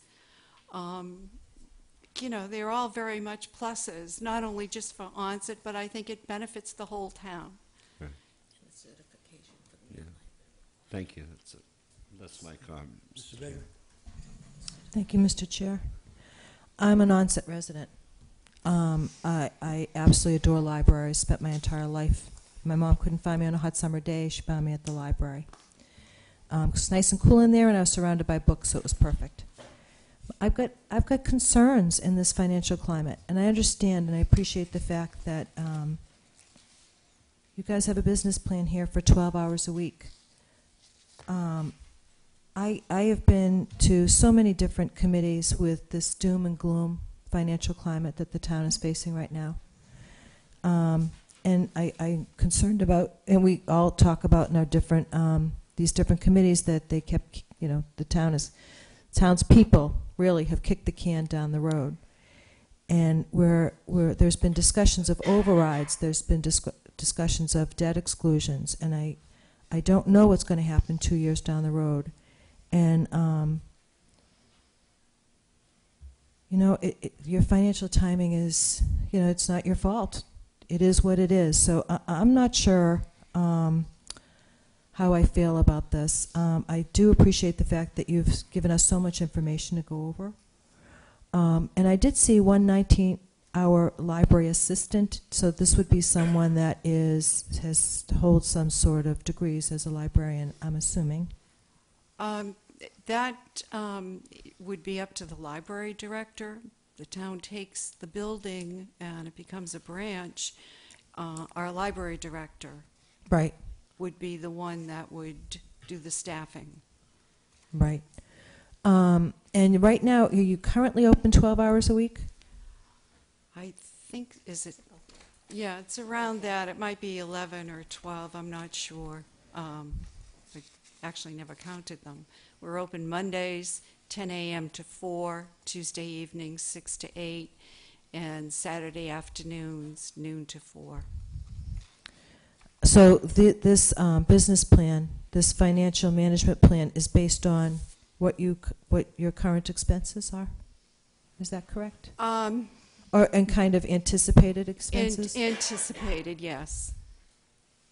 So when I saw expenses, for example, like a visionware maintenance or the sales, you're not currently involved in either one of those things, so how did you estimate those costs? These costs were given to us by the library director. She got the cost. This is part of the startup, which is what it will cost for these items. So are these monthly? Are we talking about, so we're saying $165 per year? For No. The one-time fees. They're one-time fees, but they're not an annual fee. No, they're not. There is an annual fee to sales, but this is the one-time cost to put all these things in place. Okay, so those are the one-time fees, but there's monthly or annual costs to maintain the program. There is a cost to sales. I don't know what that is. And then supplies, which can range, and electricity and gas. Those are things that so that's how you've currently estimated these? Yeah, and they're based on the bills that we're getting now. Okay. No, I'm just, are you going to supply much of this information to the general public, or is this on your website? I don't know what is on the website, to be honest. But we intend to inform the public with as much information as we possibly can, so everybody understands what we're trying to do, what it costs, you know, what our plans are,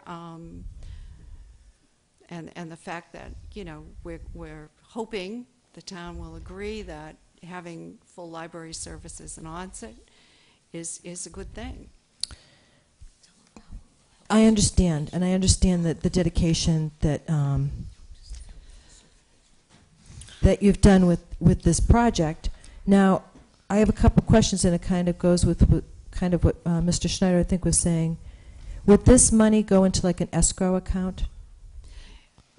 I believe the plan is at the beginning of the fiscal year, the money would be put into the library gift account, which would then be distributed from there.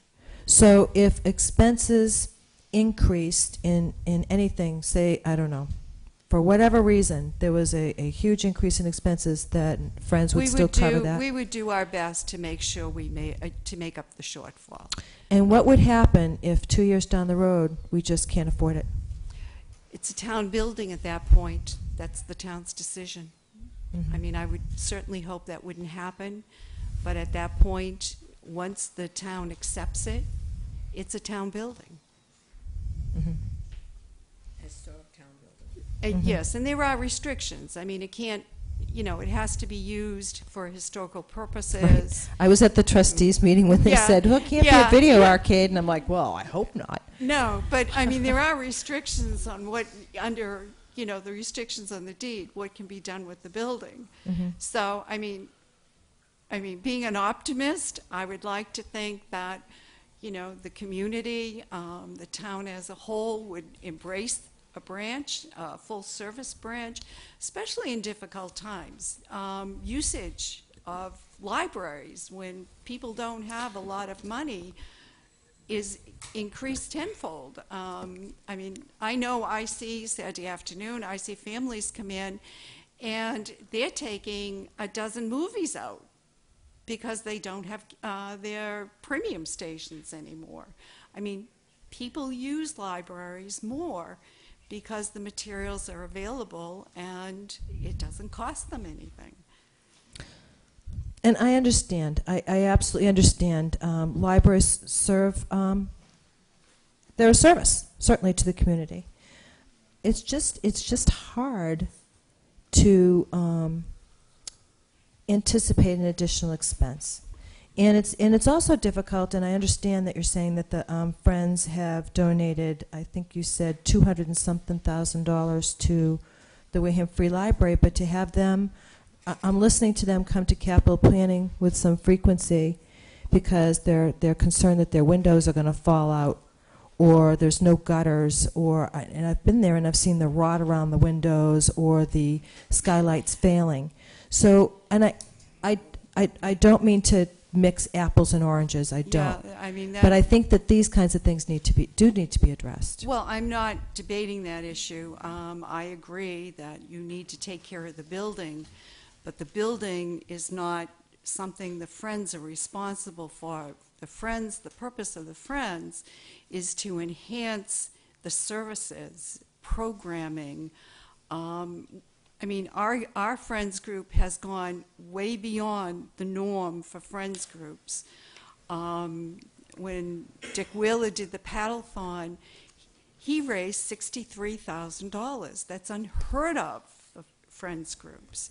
And all of that money, $20,000 of that went to salaries, the balance went to buy books and materials. And I know when times are tough, you try to do what you can, but maintaining the building has never been a purpose of the Friends. I mean, that's the town's responsibility. And you know, we can help in other ways, but we can't do that. Just one more thing, and I know the hour is late. I understand where you're coming from about maintaining the building and being supportive of services, but but you renovated a building in order to have a library branch. So Yes, and we specifically raised funds to renovate the building and to put an additional on to make it a library in onset.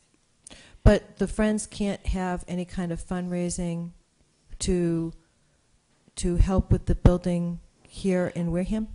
Well, we've never entertained that. I'm not saying we can't. We just have never done it. Our funds have always gone to, in recent years, because of the shortfall in the library budget, the one part of our donations towards books and materials helps count towards the portion of the book budget that is mandated by the state. So that's where we've focused our attention. That's where our money has gone, because that's critical. Without filling that book budget, we would have problems with waivers. You might not even get one. Having the Spinney as part of the branch and adding those hours actually allows the library to, or the town, to fulfill the 50-hour requirement that they're actually supposed to be open at the library. Right now, I think it's 40 hours. So they need that waiver in order, because the hours aren't what they should be for our population. You know, I would imagine if there's enough response, people could get together and raise some money to do the things that the building needs. But like the library, and I don't mean to say the wrong thing, but there are a number of buildings and things in town that also need repairs and have been neglected simply because the funds aren't there. Right, but they don't have Friends of. Well, I understand that. But I mean, like I said, our focus has been on books and materials and programs. Actually, I didn't know about the windows till recently. Thank you very much for giving us the Spinney Library. We've been there a couple of times. Yes. In fact, my wife taken out books, and we went to a seminar there, which was very interesting, and it's given Onset uplift, something it needs. And I know after the 2 years are up, it's not going to stop, because your continuation with the library has been great, and we all appreciate it. So keep up the good work. Thank you. Right. Thank you.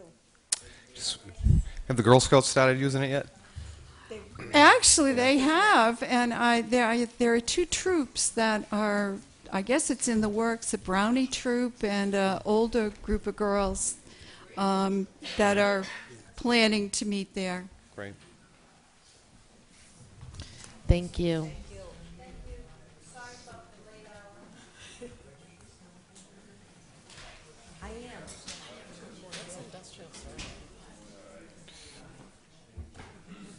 Is up next week for this, right? Mr. Campina. Mr. Campina. Is this for tonight or next week? You're up. It is on the agenda. That's why I'm asking. I thought you had told me it was the 28th. You're up next. Good evening. Good evening. I think it's very quick. It's a, and I don't know if you still have your copies. It's a survey that we're going to send out to the business owners, and it simply is going to say what the waste stream is. And time out, folks. Listen, please, conversations outside in the hall. Thank you very much. I don't mean to be rude. Go ahead, Mr. I'm sorry. Campino, It's just a please survey, continue. and we're going to send it to all the commercial businesses in the town of Wareham, and we're trying to identify a waste stream. And once we identify the waste stream from that building, we will identify as part of our pre-treatment program if anything needs to be contributed from that business to help us treat before they give it to us with certain criteria, pH and things of that sort, that our bylaws already say that we can't have. We don't know what's going on out there, and we're just trying to get some kind of handle on what we're getting from businesses. That's simple as that. Yep. You need something from us? Nope, I just want to, I gave you a Do copy any what I'm of the sending members, out. I just want you to be aware of it, and if there's any questions, Right. I figured I could address them. but- Mrs. Winslow, any questions on the? Nope, thank Mr. you. Schneider? Mrs. Begley? No, Guy, Just one. go ahead. And it's not about this. Oh, I was just well, going to then ask let's- if Guy could stay up here and finish his sewer stuff. If Oh, he had sure, we stuff can do for that. us, Instead We of can do having. that. Let me get the paper. Now he has to go back. I'm sorry, no, it's easy, it's easy.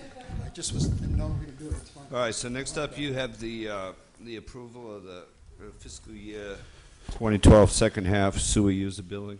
Yes, and that's pretty straightforward. We do it every 6 months. And that's what and I think you have the paper, that's what we're sending out. And we need a commitment for John to actually collect that money. I'll make a motion to approve the FY12 second half sewer usage billing fees in the amount of $2,562,242.74 per Sec- vote of the Motion board. made by Mrs. Winslow. Second. Second by Mrs. Begley. Anything on the question? All in favor? Aye. All opposed? Motion passes 4-0-0. Thank you.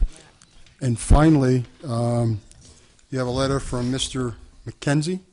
He has a piece of property on 7 17th Street in Wewiantic. It's the original property was the corner of Hathaway and Wewiantic. They cut off the house that was facing Hathaway, sold it. It was their father's, I guess the father passed, and they cut that part out. Then they had a remaining land. They went to planning, conservation, and got permission to call it a buildable lot. And so now they have to tie in when they build there. So that we have to give them permission. You folks have to give them permission to actually do that. And so the criteria once they do that is obviously they have to pay a betterment. They have to pay a $1,500 fee to review the plans. They're responsible for the cost of actually tying in because that was one property and they were given their lateral on Hathaway Street. That's been used. That's the town's obligation. They decide to cut the property. They create another property, so they're responsible to pay a sewer development fee, which is in the amount of the last betterment. They're responsible to actually physically tie it in at their cost, the lateral to our sewer system, and there's a fee for us to review the plans to do that, and of course the $200 to actually connect. So it's all on their shoulder. So they're asking permission to do that, and they can only do it with your blessing. Have you got an account number? There is no account number Someone because could use, or He doesn't. they don't have one. It's a blank piece of land, 7/17 that was created, and so they've been through conservation to get permission, and all the conditions placed by conservation. And one of them is obviously it's in the sewer area, Wewiantic, so they must tie into the sewer. Right, Mr. Okay. To build. Do you want me to finish this? Could I have a motion from the board? I'll make a motion. Using the address. I'll make a motion to approve the sewer connection for map 59, lot 1029 at 717th Avenue, Wareham, Mass, with a sewer betterment fee in the amount of $15,010. The most recent from Parkwood, yes. The most recent sewer betterment from I have a contract. motion by Mrs. Winslow. Second for discussion. Second by Mrs. Begley. For discussion, Mrs. Begley. Okay. Because this property is going to have another lateral, and they're paying for that, I get it. Do they have to, is this a betterment that's paid over several years, or is this a No. development fee? It's a sewer development fee So they have to paid pay. at one time, one check. They have to pay up front. So the fees, go over the fees with me again. So it's It's $15,000. $15,000, or I think it's $15,10. I don't have the Right. exact figure. The most recent betterment, that's a sewer development fee. Right. They pay that. So that's not a betterment. No, it's a sewer development fee. And the policy established, I believe it was 2007, I'm sorry, said that when you tie in, we assess a sewer development fee to the most recent betterment. So that's where the betterment comes in, but it's actually a sewer development fee. So they pay that. They also pay $1,500 for us to review the plans. How they're going to tie in, because we have to make sure that that's going to be appropriate, that they're tying in properly to our system. And so that they pay that up front.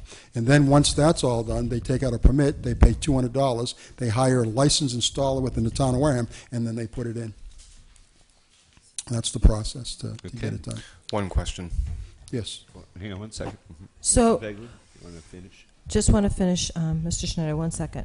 So this property owner knows that this is not a betterment that will be financed over 20 years by the town, and they know that there's a $1,500 site plan or plan review. They know that there's a $200 permit fee, and they know that they're responsible for the cost of the installer and the Correct. installation. They've been notified, yes. Because the only thing that this paper talks about is that development fee. Because it says betterment, but it's really not a... It's not a betterment. It's a development It's fee. a sewer development fee. Okay. It was explained, we sat and we went over the whole thing, all the costs that would be associated with him tying in, even to the point of him paying to have it tied into our system, because there's no lateral for him, so he has to actually come to our system. So what he's do you aware of that. estimate the cost of this will be? The cost would be it would be the $15,000+, it'd be the $1,500 and $200. That's the cost. Plus his cost, I don't even know. That's going to Right, be that's what I'm 4 or 5. saying. He knows that. That's his cost. Like, I don't get involved in that. It's really none of my business. He goes out and gets a quote from all the different installers. They make a deal and they tie in. Okay. I don't even get involved in that. Don't want to get involved in that. Okay. Thank you. Mr. Schneider? Selectman Bagley actually asked my question, but I do have one more. Okay. And that is, did this lot only become buildable because of the sewer in Wewiantic? I can't say that because when the sewer went in, that was all one lot. Yeah.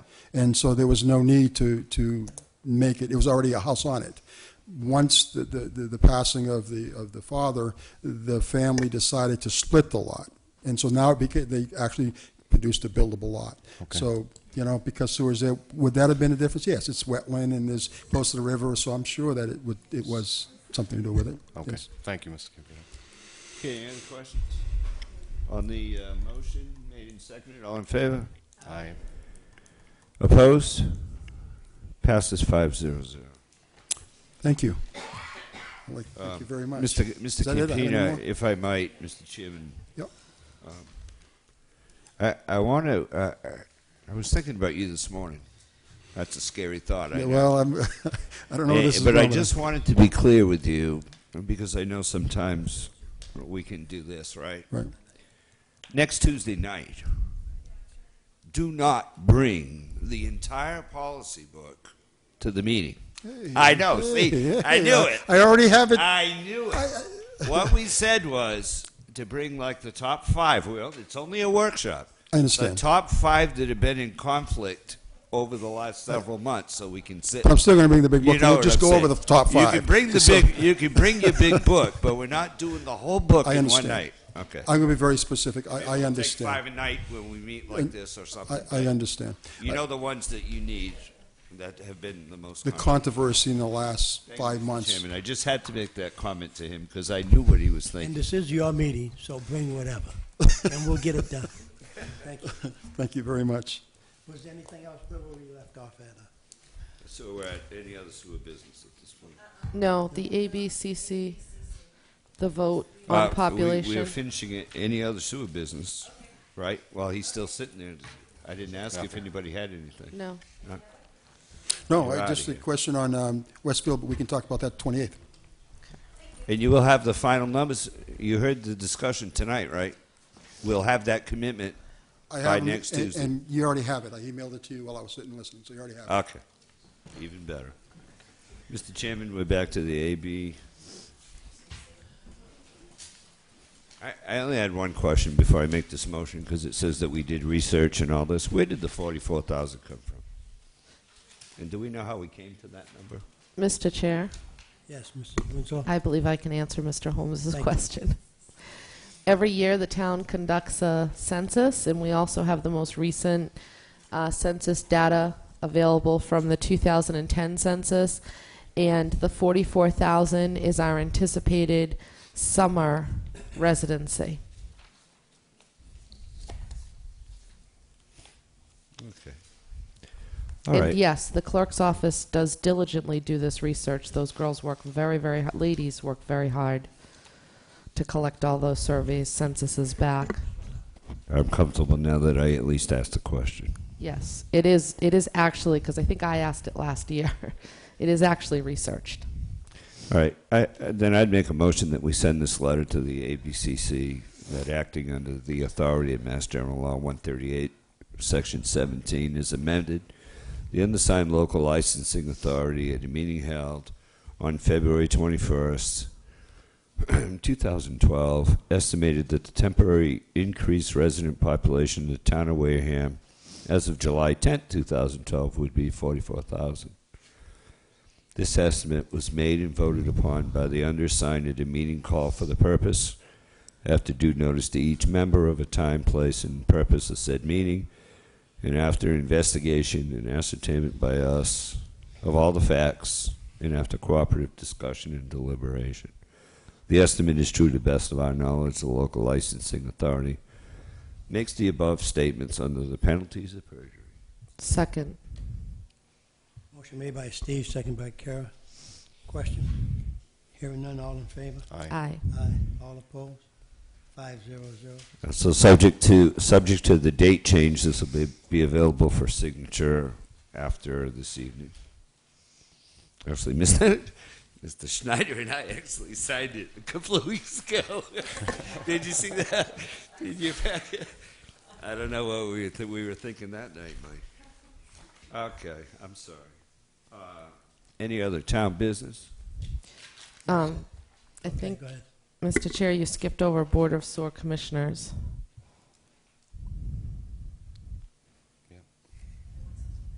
We just did it. No, that's the ABCC vote on the population for the seasonal licenses. Okay, so who put Board of Sewer Commissioners on the agenda? I'm sorry. My mistake.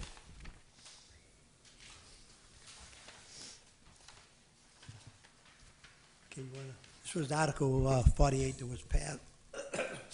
that was passed at the town meeting in the fall. It's just coming in with the verbiage to be. It has to go back to town meeting again. If we agree on the verbiage that it is now, they have to get voted on and then go back to the whole process again. Yeah, so it'll probably be next spring. So are you saying, Mr. Chairman, this is a warrant article we have to submit back because of the changes that you made? The changes they made, we have to agree to it, or make the changes, or make changes if we see fit. Then we'll have to go to town meeting again, and then that's the way I understand it, and then it'll have to go through the whole. So this is the recommendation from the Attorney General? Is that? Right. Okay. The changes they made. Okay.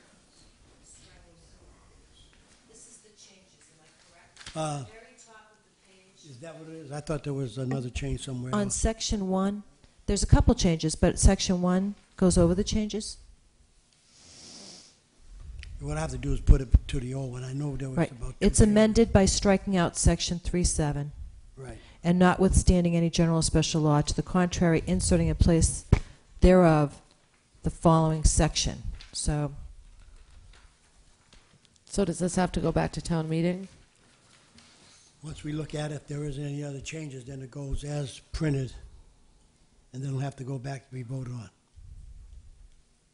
I'm sorry, Mr. Chairman, it goes back where? To the legislature. Today? So if we say Right. this is okay, from here it If we say goes. it's okay, then we'll have to bring it to Attorney Bowen, because if we make any changes, it has to go back. So this is from Attorney Bowen, Mr. Chair. Yes. Is this significantly different from? I don't have the old one. Well, see, unless we have the old one with us. Can we discuss this? Can we hold this? Yeah, till the next regular meetings. Okay, yeah, that'll be fine. We Because can I do it don't. till, like, This March wasn't on the We can do it on the March scan. 6th if you want. We could do it next week. I didn't see it. Workshop is already agenda for the sewer.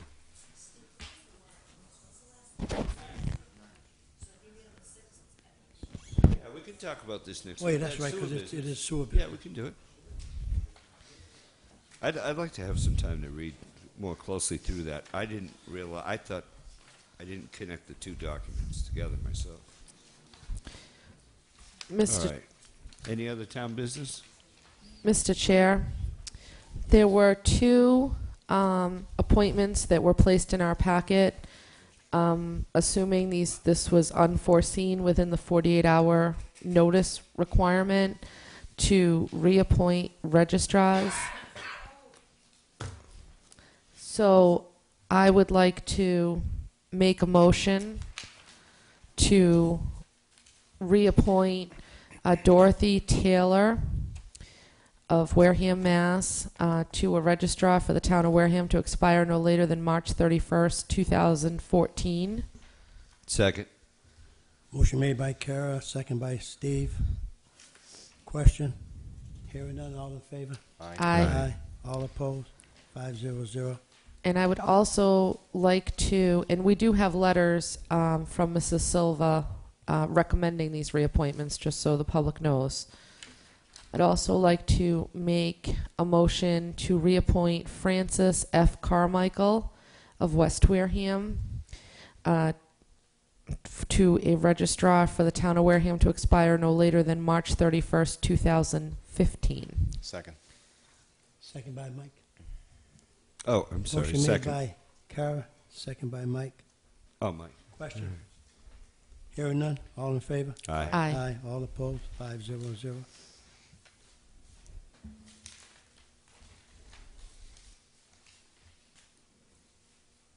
Okay. I don't have anything Okay, else. Kara, on your part, I think the library has a question or announcement.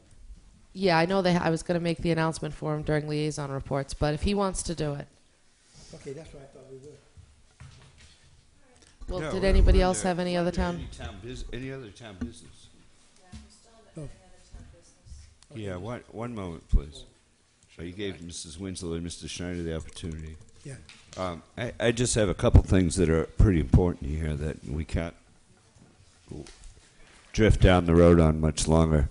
We received an email from Mr. Underhill on February 10th, and this is in regards to the Comcast cable negotiations. And I only bring it up tonight, and we can do this next week or the week after, but we're really cutting it close. And we need to make a decision on whether or not we're going to sit down with these cable companies. This has nothing to do with what we've been talking about with WCTV now. This is directly between the town of Wareham and the cable companies.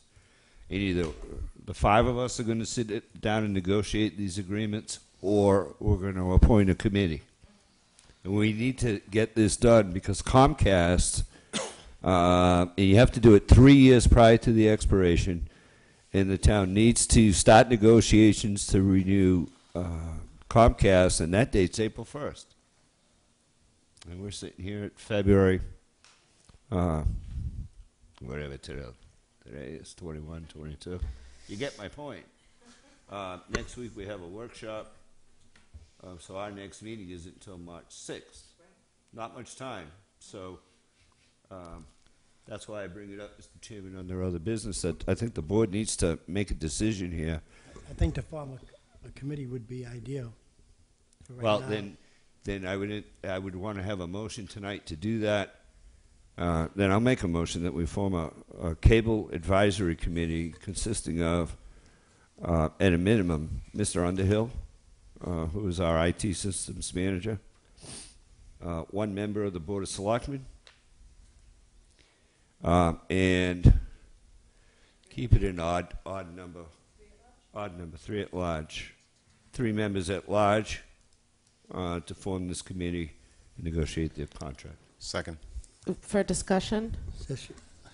Motion Mr. made by Schneider. Steve, second by Mike. Question? Did you say this has to be, the negotiations have to begin by April 1st? Well, I don't know. He's not clear on that. He says the date is April 1st.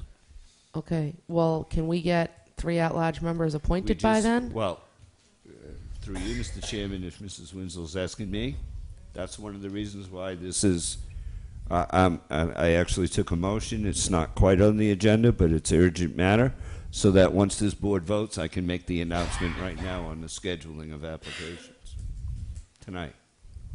Any other questions? Hearing none, all in favor? Aye. Aye. All opposed? 500.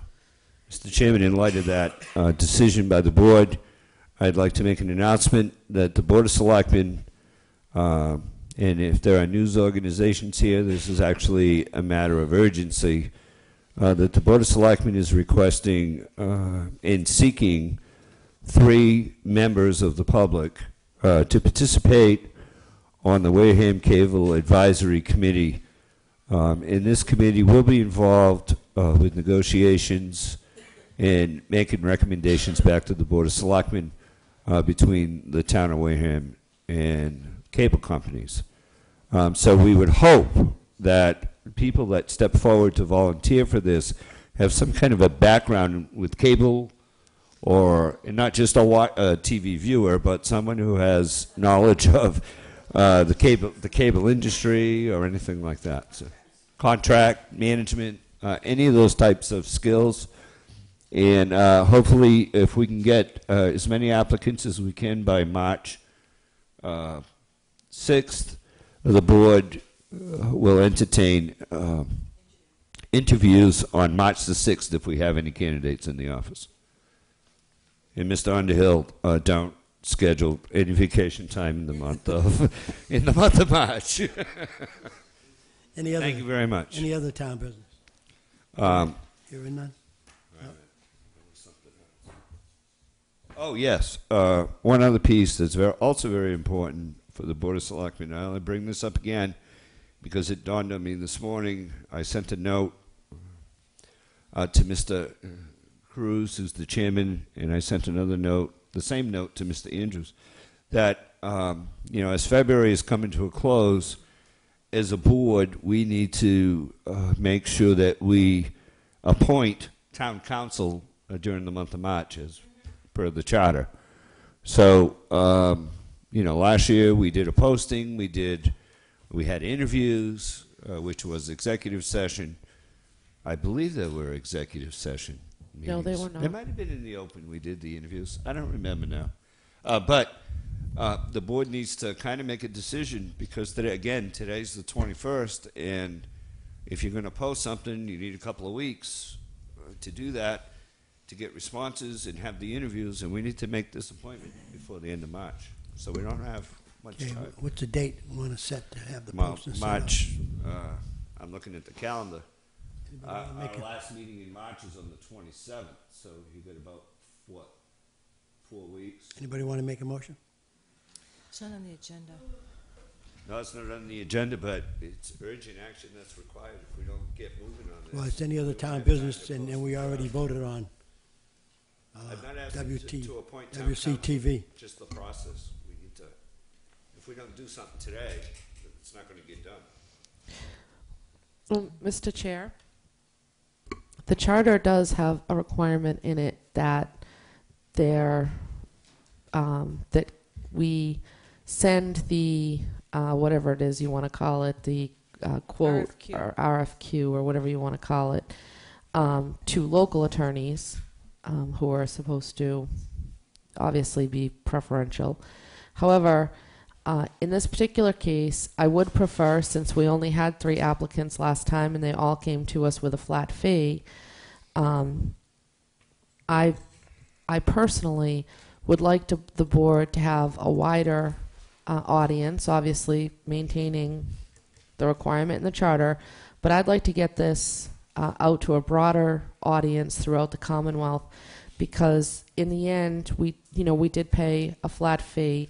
I haven't gone through and added up the hours, but I think the board needs to. Mr. Chairman, if I might, I think Mrs. Winslow is having discussions that's not my intentions. We're not discussing.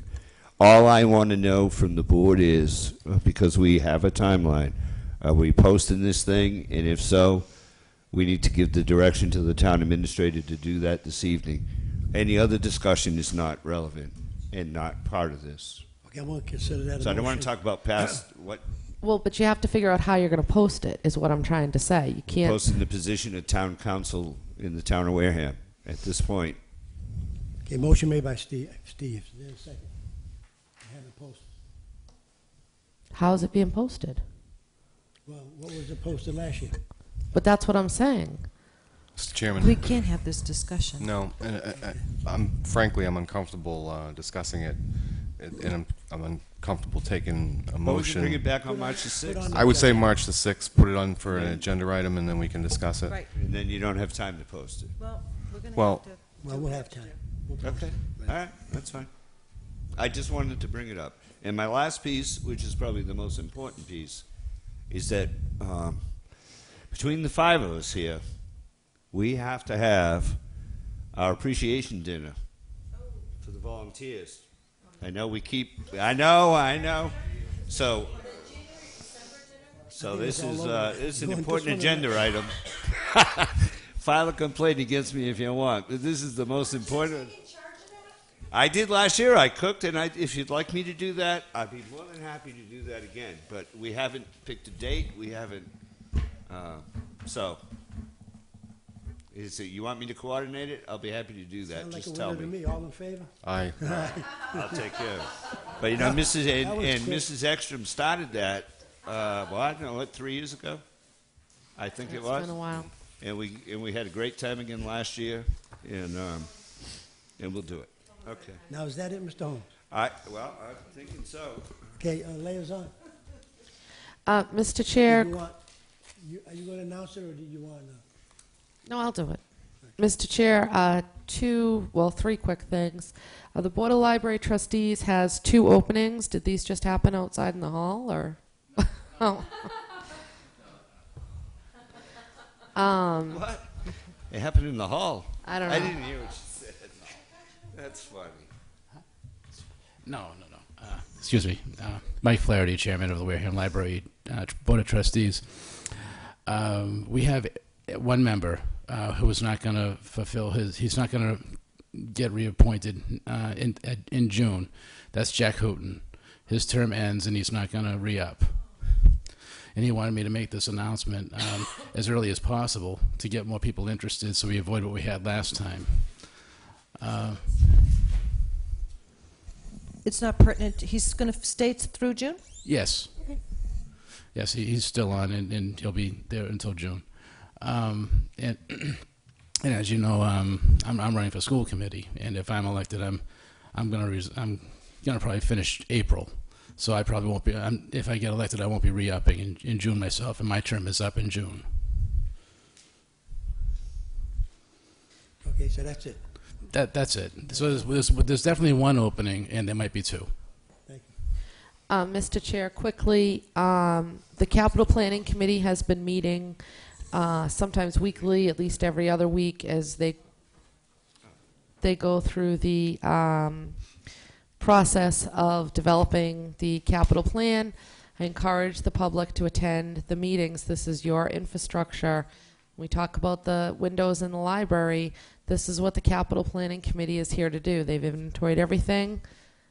These are big ticket items. You should be part of the process. That's what these open meetings are for, and you're welcome to attend them. They are posted. The times change on them, so you do have to watch. But the next meeting is actually on Wednesday, the 22nd of February at 1 o'clock in the Town Hall cafeteria.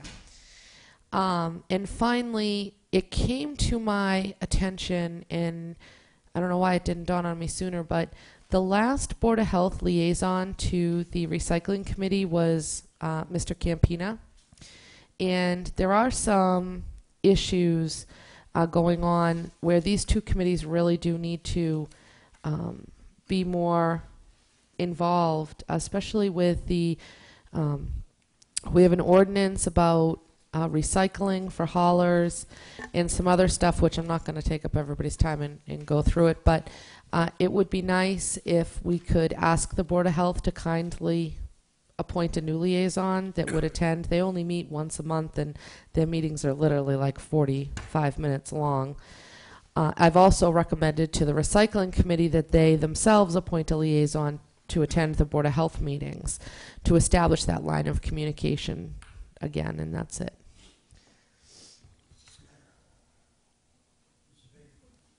I think all my liaison reports already happened, Mr. Cruz. Thank you. As the chairman of the announcement committee, I just found this announcement in the yellow folder. the Oak Grove Spring Fling Dinner Dance, sponsored by the Oak Grove Cape Verdean Cultural Center. Tiny would kill me if I didn't read this. It's going to be happening on March the 2nd, 2012, from 8 to 12 at the Onset Dudley L. Brown VFW. Tickets are $10 a piece. Enjoy a full dinner buffet with American and Cape Verdean specialties. A buffet for $10. Bring your dancing shoes and dance to the hot step and music of well-known Don Don Gomes, who presents with a mixture of American hits as well as old-time Cape Verdean music. There'll be raffles, grab bag auctions and things, so spring into fling and come to the VFW March 2nd, 8 p.m. for the time of your life. I think that does it. Yeah, I had to say that. Okay, I need a Motion to adjourn? motion to adjourn by Kara, second by Ellen. All in favor? All opposed? 500.